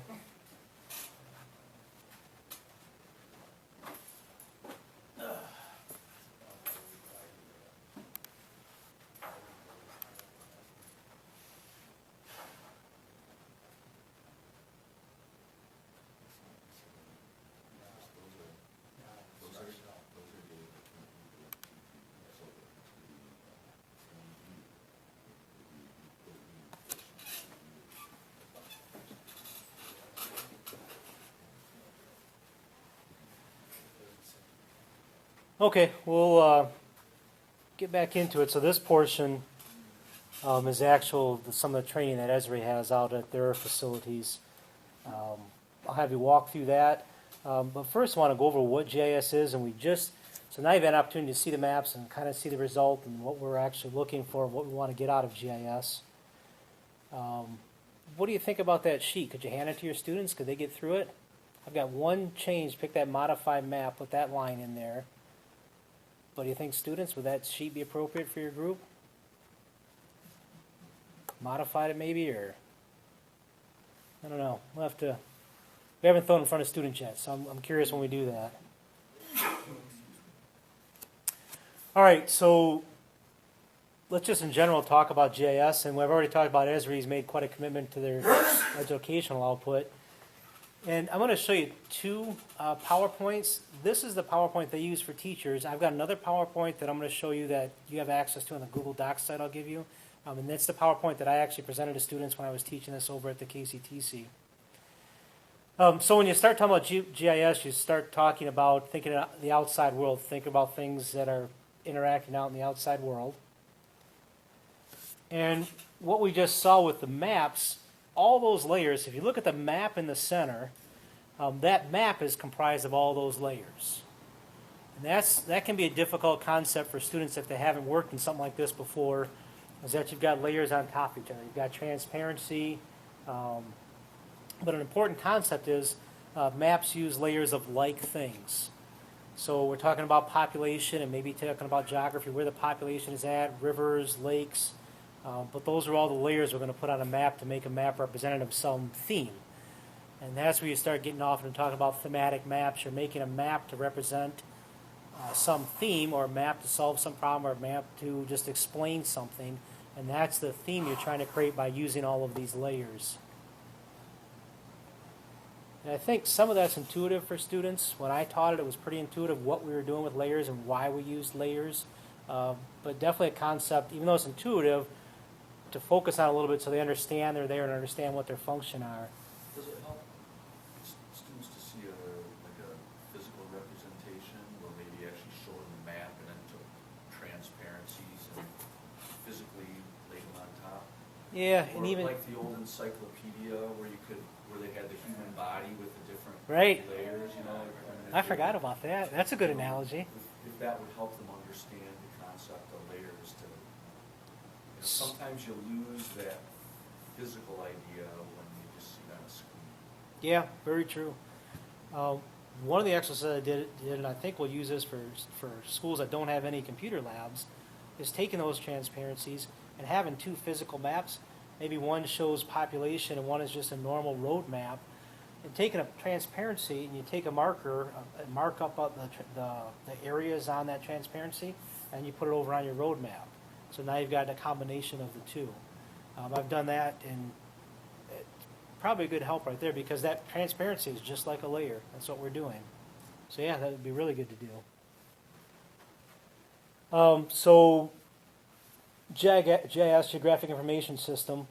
We've got the layers, and layers can have points, lines, or areas, polygons. So on all these layers with data, what you'll see is you'll have a point. A point might represent a city. A line might represent a river or a road or a boundary. Then you've got polygonal areas. You've got polygons representing counties, census tracts, states, things like that. So those are basically the three pieces of data you're going to see on any map, are just a point, a line, and a polygon. And this information contained attached to each one of those entities that makes the map useful. And that's what we'll see in all the layers. So every layer will just typically have one of those entities. Because if I've got a map showing me the earthquake sites, I've got a layer with points on it showing me earthquake sites. I don't have anything else on that layer, just those earthquake sites, because that's all I want to see on that layer.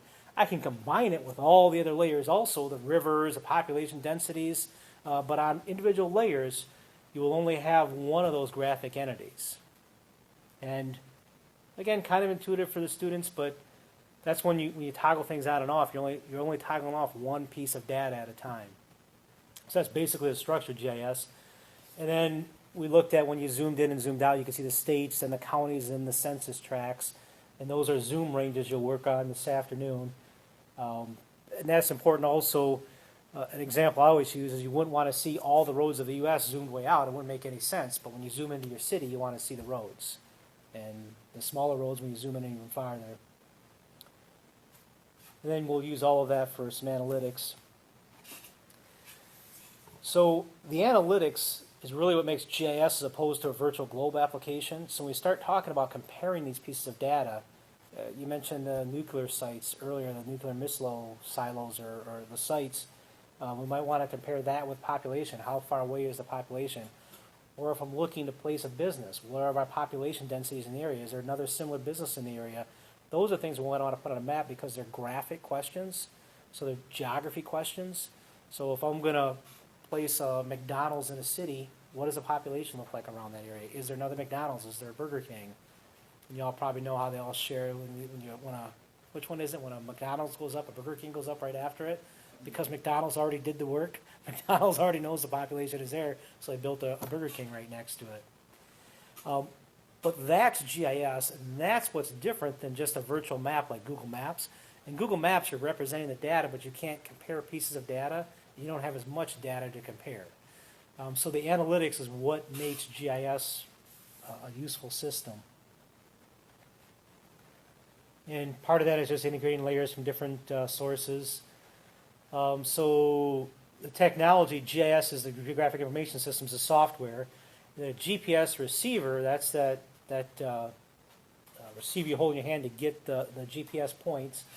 And by the way, things like this little Apple and the Android phones, you can go into ArcMap, and you remember that location button they had under the measure tool? They have a location button.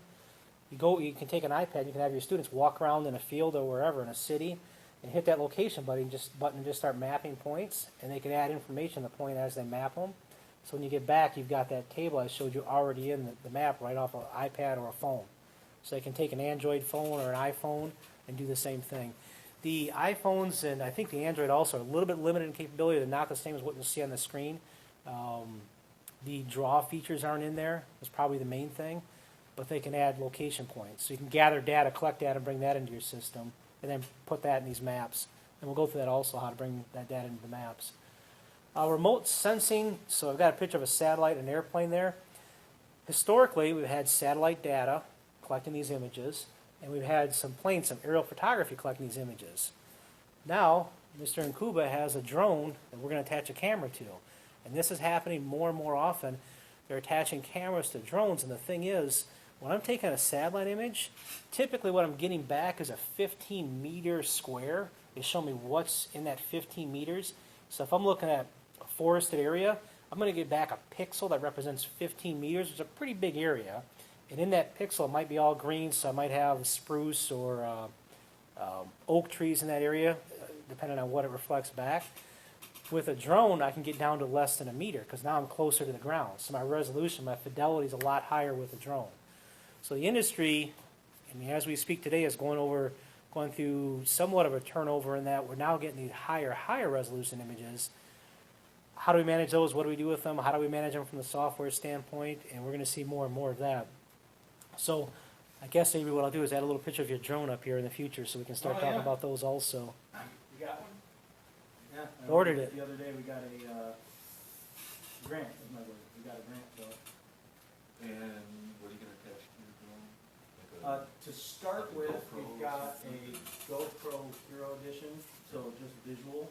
I think the next thing that you might start taking a look at, just comparing those with him and some of this GIS stuff that, where our work will interface would be maybe like a different spectrum camera, whether infrared or whatever. So what are the plans? What do you have to use? Oh, 50 different ways. But- When you start talking like off topic. No, it's actually on top. I do want to talk about this. We're going to bring it out to the classroom, so you guys can call us and say, I want to use a drone this week. And what the plan is Avery will come out and teach you and your students. Excuse me. What did you think? You're going to teach a teacher and a handful of students at first, and then they teach. I want to prototype it with somebody, so if anybody in the room wants to sign up with your engineering or physics or math or whatever else you guys teach class, I don't know yet. I imagine, a teacher will select themselves and, 6, 8 good students. And one of the things that we've talked about is, okay, so this thing comes with, a little short stumpy leg like this. We're like, okay, how might you design something to allow it to land on water, or on multi-surface, or on deep snow, deep grass? And then, you have them get into some of these software programs and draw something like that, model it, and then maybe we can 3D print it, and try the thing out, maybe print and improve, we start talking about force vectors with, how a propeller works and why it works, and maybe you design one, you 3D print it, and try it on the thing. All kinds of different. So you But the fun thing is, we're going to have students fly this. We're giving the controls over to the student. Avery's going to train them, They'll have to and have then a they're going to logbook. fly it. They'll have to do, I've got some simulator software I went and picked up the other day. Just like if I were training you to fly an airplane, I'll have to train you to fly this. I mean, not as rigorous, but enough to where I'm confident you're not going to chop your fingers off with it. So you could take, if you've got the catching infrared sensor to it, you can go over, just say go over down South Park and start getting heat signatures versus the football field versus Mhm. the asphalt versus Right? the woods versus the grass. You can see. And some of this stuff, like when he was just talking to me about some of this GIS, you're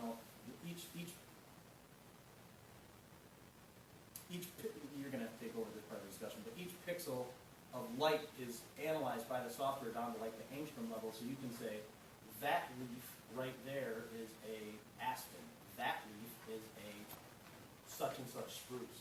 You can talk about when you guys, I know in some of the engineering classes, they talk about building design. So we go and we get a heat signature and we say, okay, you see all these warm spots? Those are your trusses. Now, how can you design a roof truss that has a solid thermal break between, conditioned living space and not? And they're getting real data from the roof of your building. I mean, it's as cool as it gets, and it's the future of how it's done. I mean, there's guys out there doing it now. So, whisper in my ear if you wanna, if you're interested, because I'd love to try it. Along the same topic, this is an article I've got talking about exactly that. Is this one of our links you gave us? Yep, it'll be up in the Google Doc page. It's a PDF, Okay. but really good article explaining when you're looking at vegetation, what's coming off the vegetation. So when we bring a drone out, we're going to talk to the students about these infrared signals that are being given off. This says low battery already. Which does? I'll fix it. Keep going. Yep. I swear you can plug The USB, I think so, too. Yeah, that's what I Yeah. do with mine. Yeah. So really, then you're really talking biology here. Right? Yeah. And that intersects perfectly with, the rest of it. The guy from the physics class who's, learning how, testing out his new propeller. The student from the, math class, physics is math. The student from the engineering class who designed that propeller, or the landing gear, or the device to hold that secondary camera, or whatever. So how this ties into exactly what we're doing today, this title, this Agribotics, this is a company, and they've got their drones, they fly over farmers' fields. And they're finding out some pretty neat stuff, and the farmers are recognizing a lot of things. They'll get the drone to fly over their cornfield, and they won't notice that in the middle of their field they didn't put as much fertilizer, as much water, but they'll be able to see it through these images. And all that data collected off the drone, by pixel, you'll have that information, and you can add that into a map system, a GIS system.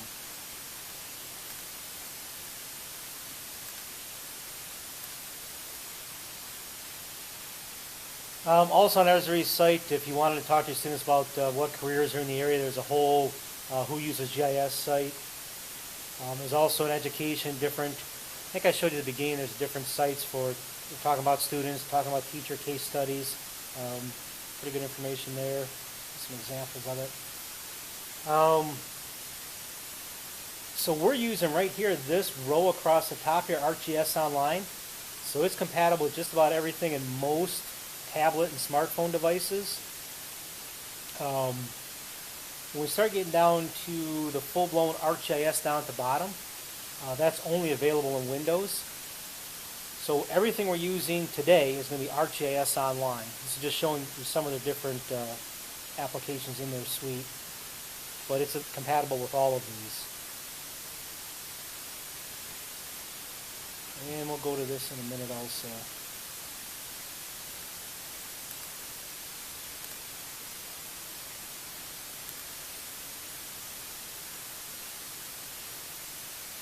So I think I've got this link in your Word document. Yeah, and under the education link here, go ahead and pick that. Yeah.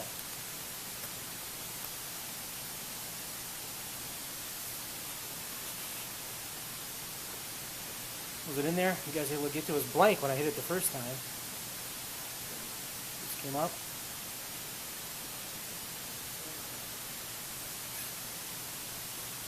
So this is their front end. Everything I'm going to show you is somewhere back inside of this site. This instruction docs, I'll pick on that. And here is the PowerPoint I just went through. That 5x5. I'll give you a Google site where I've got this also. That was 5 activities in 5 minutes. But this is all from Esri. This is a guide, a learning guide for teachers, strategies, teaching with GIS. Pretty good document, a little lengthy, but not bad to read. But these are all their teacher resources under that first instruction docs. They also have a mentor site. I'm on their mentor site, so I'm a mentor for, you can find mentors, or you can put yourself on as a user, a school using this. I'm not quite sure what purpose that would be yet, but this is again an ArcGIS map, so I put our information in there. We've got Kent ISD and information on how to contact us. I don't know, I forgot. I think it's, might be Ferris. Oh, no. Comstock Park. There you go. Yeah, we're registered. Yep, you guys did register. And I created the banner about 5 years ago. You know, I haven't done yet, and you've got to do also is put a link down here. You can put a link. So I've got to do that too. I noticed after I registered that I should have a link down here of how to get a hold of us. Because that's it, there's nothing else there. So yeah, you can see who else is using it. And there's, if you scroll down over here, educators seeking assistance. Oh, pop up there. So I'm in this second one now. Are there these school licenses? Oh, there's somebody down there. So this is an educator using this. He's a volunteer. You could email him. And this is what I've got to add all the information down there. If you have some questions, there's some contacts out there. And states and districts with board licenses. I'm not sure what that's showing us. But their main page here, some good blogs. If you're really doing a lot of this, a lot of good information up there. People using how they're using the software, a lot of good ideas. So basically, I'm just showing you a resource to go to, right? And this is some videos of students. Those could be appropriate too, just to get your students motivated and understand what other students are doing. And I'll show you more of this, but this section here starts talking about all the layers we were just searching. So different electoral votes by state, demographic lifestyle maps, they call those tapestries a lot of times. Starts talking about just state maps. There's several different ways to get to this information now. I don't know if this would be the best way. And then careers in this, some galleries, and then partners. The apps and programming resources, if some of your students got into this, how to download the app for their phone. Story maps, we'll show you how to use story maps later. Yeah. I've only used it to collect location, collect points, and then save the map. That's all I want to do with it, and we're great for that. I didn't try and draw it or anything like that. The iPad doesn't have the draw tools. Okay, so that link right there are a lot of the resources you can access, aside from Avery and I.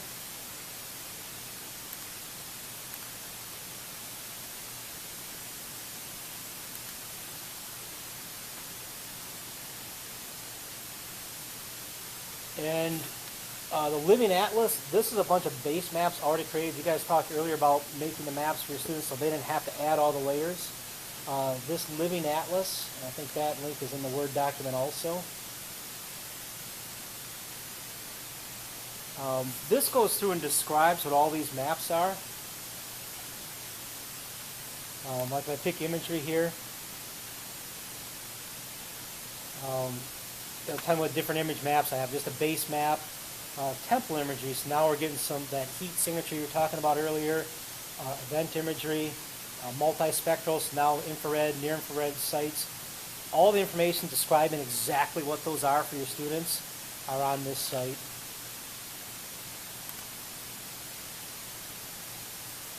Oh, shoot. Oops, I didn't want to get out of there.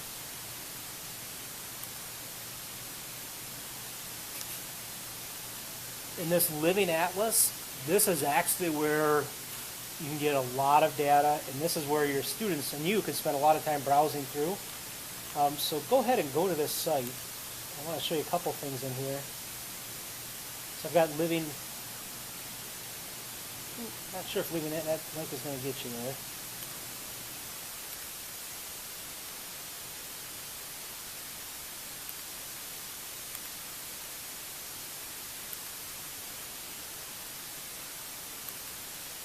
Did it get you the Living Atlas at all?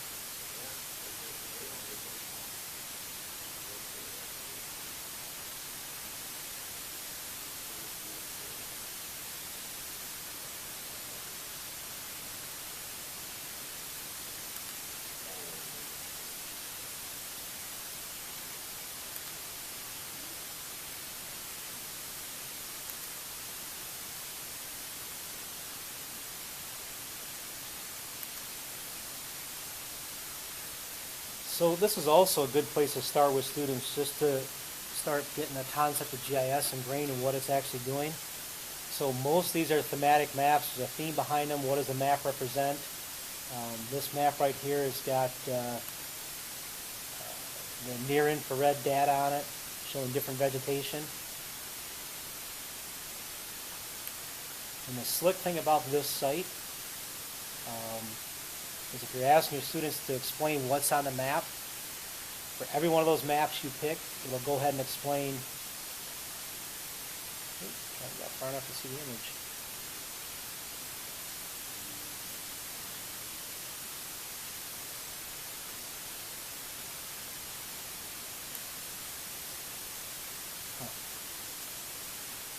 So this should be showing me the infrared images right up here right now, and it's not. But if I go into open the map viewer, so this is the map, ARC map online we were just in.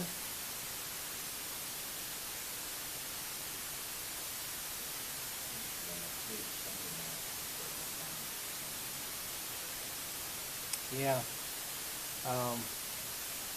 we'll get the sign-ins. I should have done that first. You guys happen to know your sign-in? Did you already create one?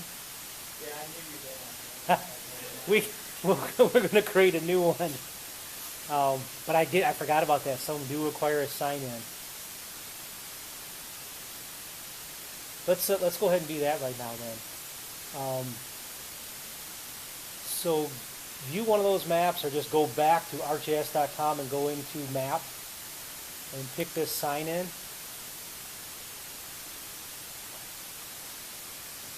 You want to create a public account. So if you already have an account, why don't you go ahead and create a student account?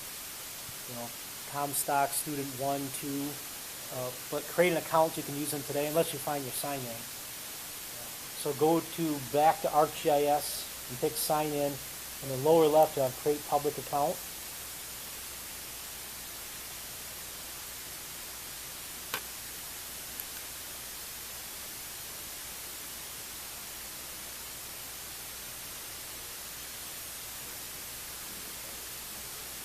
Yep.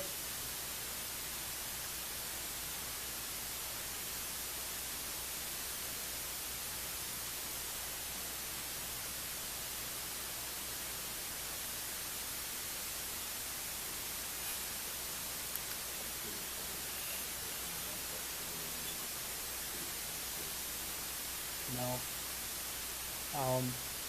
It's not attached, although you'll use your email, your school email, or you can use your personal email. What I did find when I created some student accounts, just kind of some dummy accounts that I could use, I attached my email, and then when I went into my organization site that you guys set up, it already had those in there because my email was attached to them, so it found them automatically.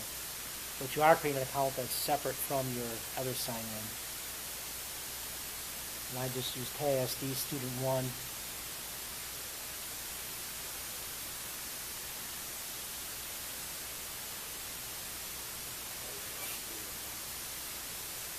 Well, student 1's been taken.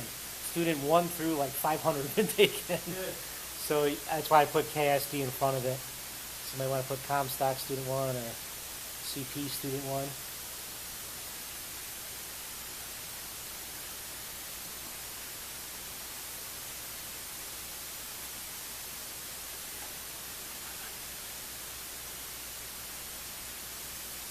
Oh, it says low battery again, either. So, yeah. Was it full when you started this morning? Well, it's something to get again. Really? I didn't have it this morning. I didn't even look at it. After sitting all summer when I first opened it and we got back, it was like 98% Right. or something, so. Yeah.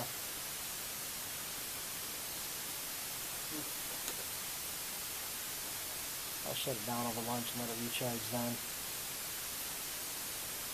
So when you get the public account set up, oh, now it's working correctly.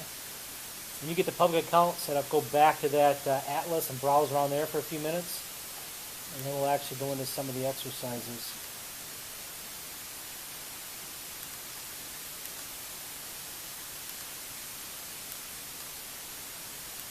And all of the maps you're looking at in the Living Atlas, I shouldn't say all, most of those are base maps you can modify. Some of them are just locked in images you can't do much with. And some of them are story maps. If it says story maps on the bottom, it's already a predefined story, so you can't edit that. It's a story set up, a sequence of maps.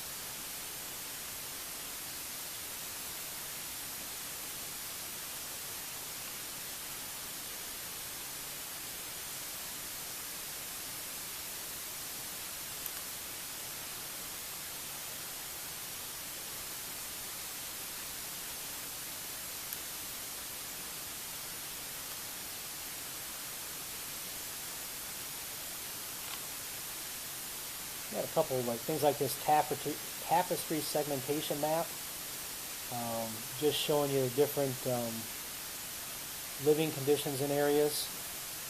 Kind of nice for students to make comparisons with that. Just show you where, basically it's showing you where the more affluent areas are, where the money's at basically.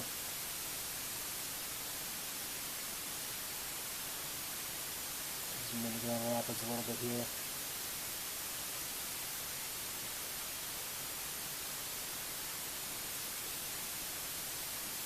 And basically from the Census Bureau, what they've done is identified which houses are identified as luxury homes, middle class homes. They've got a whole legend down here. Cozy country living, middle ground, senior styles. Yeah. Yep. But it's pretty neat to see how the population identified itself.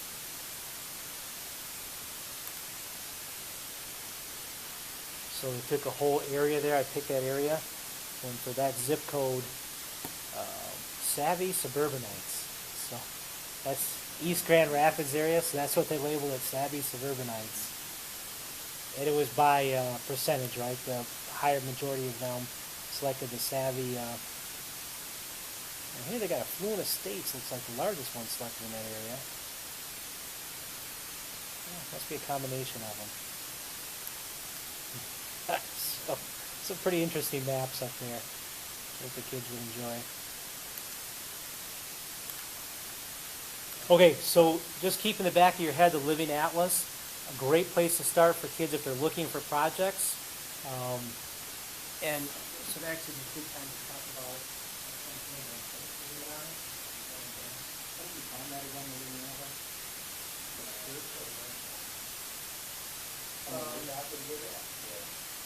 Yeah, Google search it. Actually, I didn't print out a lot of things for the all this last one. So you can print that out after and basically, this is what Esri's saying about how they think the GIS software should be implemented. And the first one out there, this is presentations, descriptive presentations.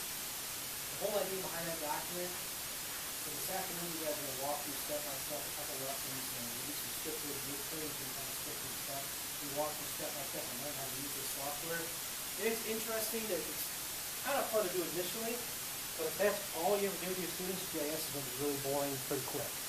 Now, if you just give them scripted lessons, a cookbook type of stuff constantly, it won't be of much use or much value. So what they're suggesting there is, yeah, do the scripted stuff so they learn the tool and they get some information, and maybe they're just doing presentations or putting images in reports. It's good for that. But what you really want to do is progress into where you're giving the students a project, and when they're doing general projects, they start thinking about using this as a tool in their projects. So as it really pushes kind of what we already knew, right? If you have your students just work out of a book, that gets boring after a while. So that's what that document's about. Okay, let's go on to the next step of taking a look a little deeper in the software.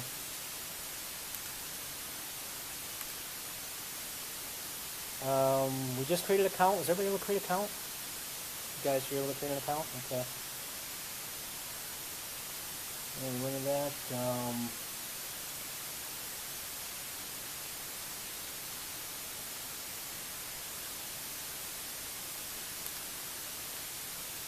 I won't go into the documentation yet. We'll go into the training.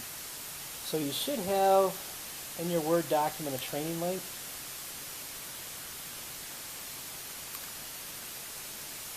Teaching with GIS, Introduction to Using GIS in the Classroom. So in that Word document you copied, go ahead and click on that link.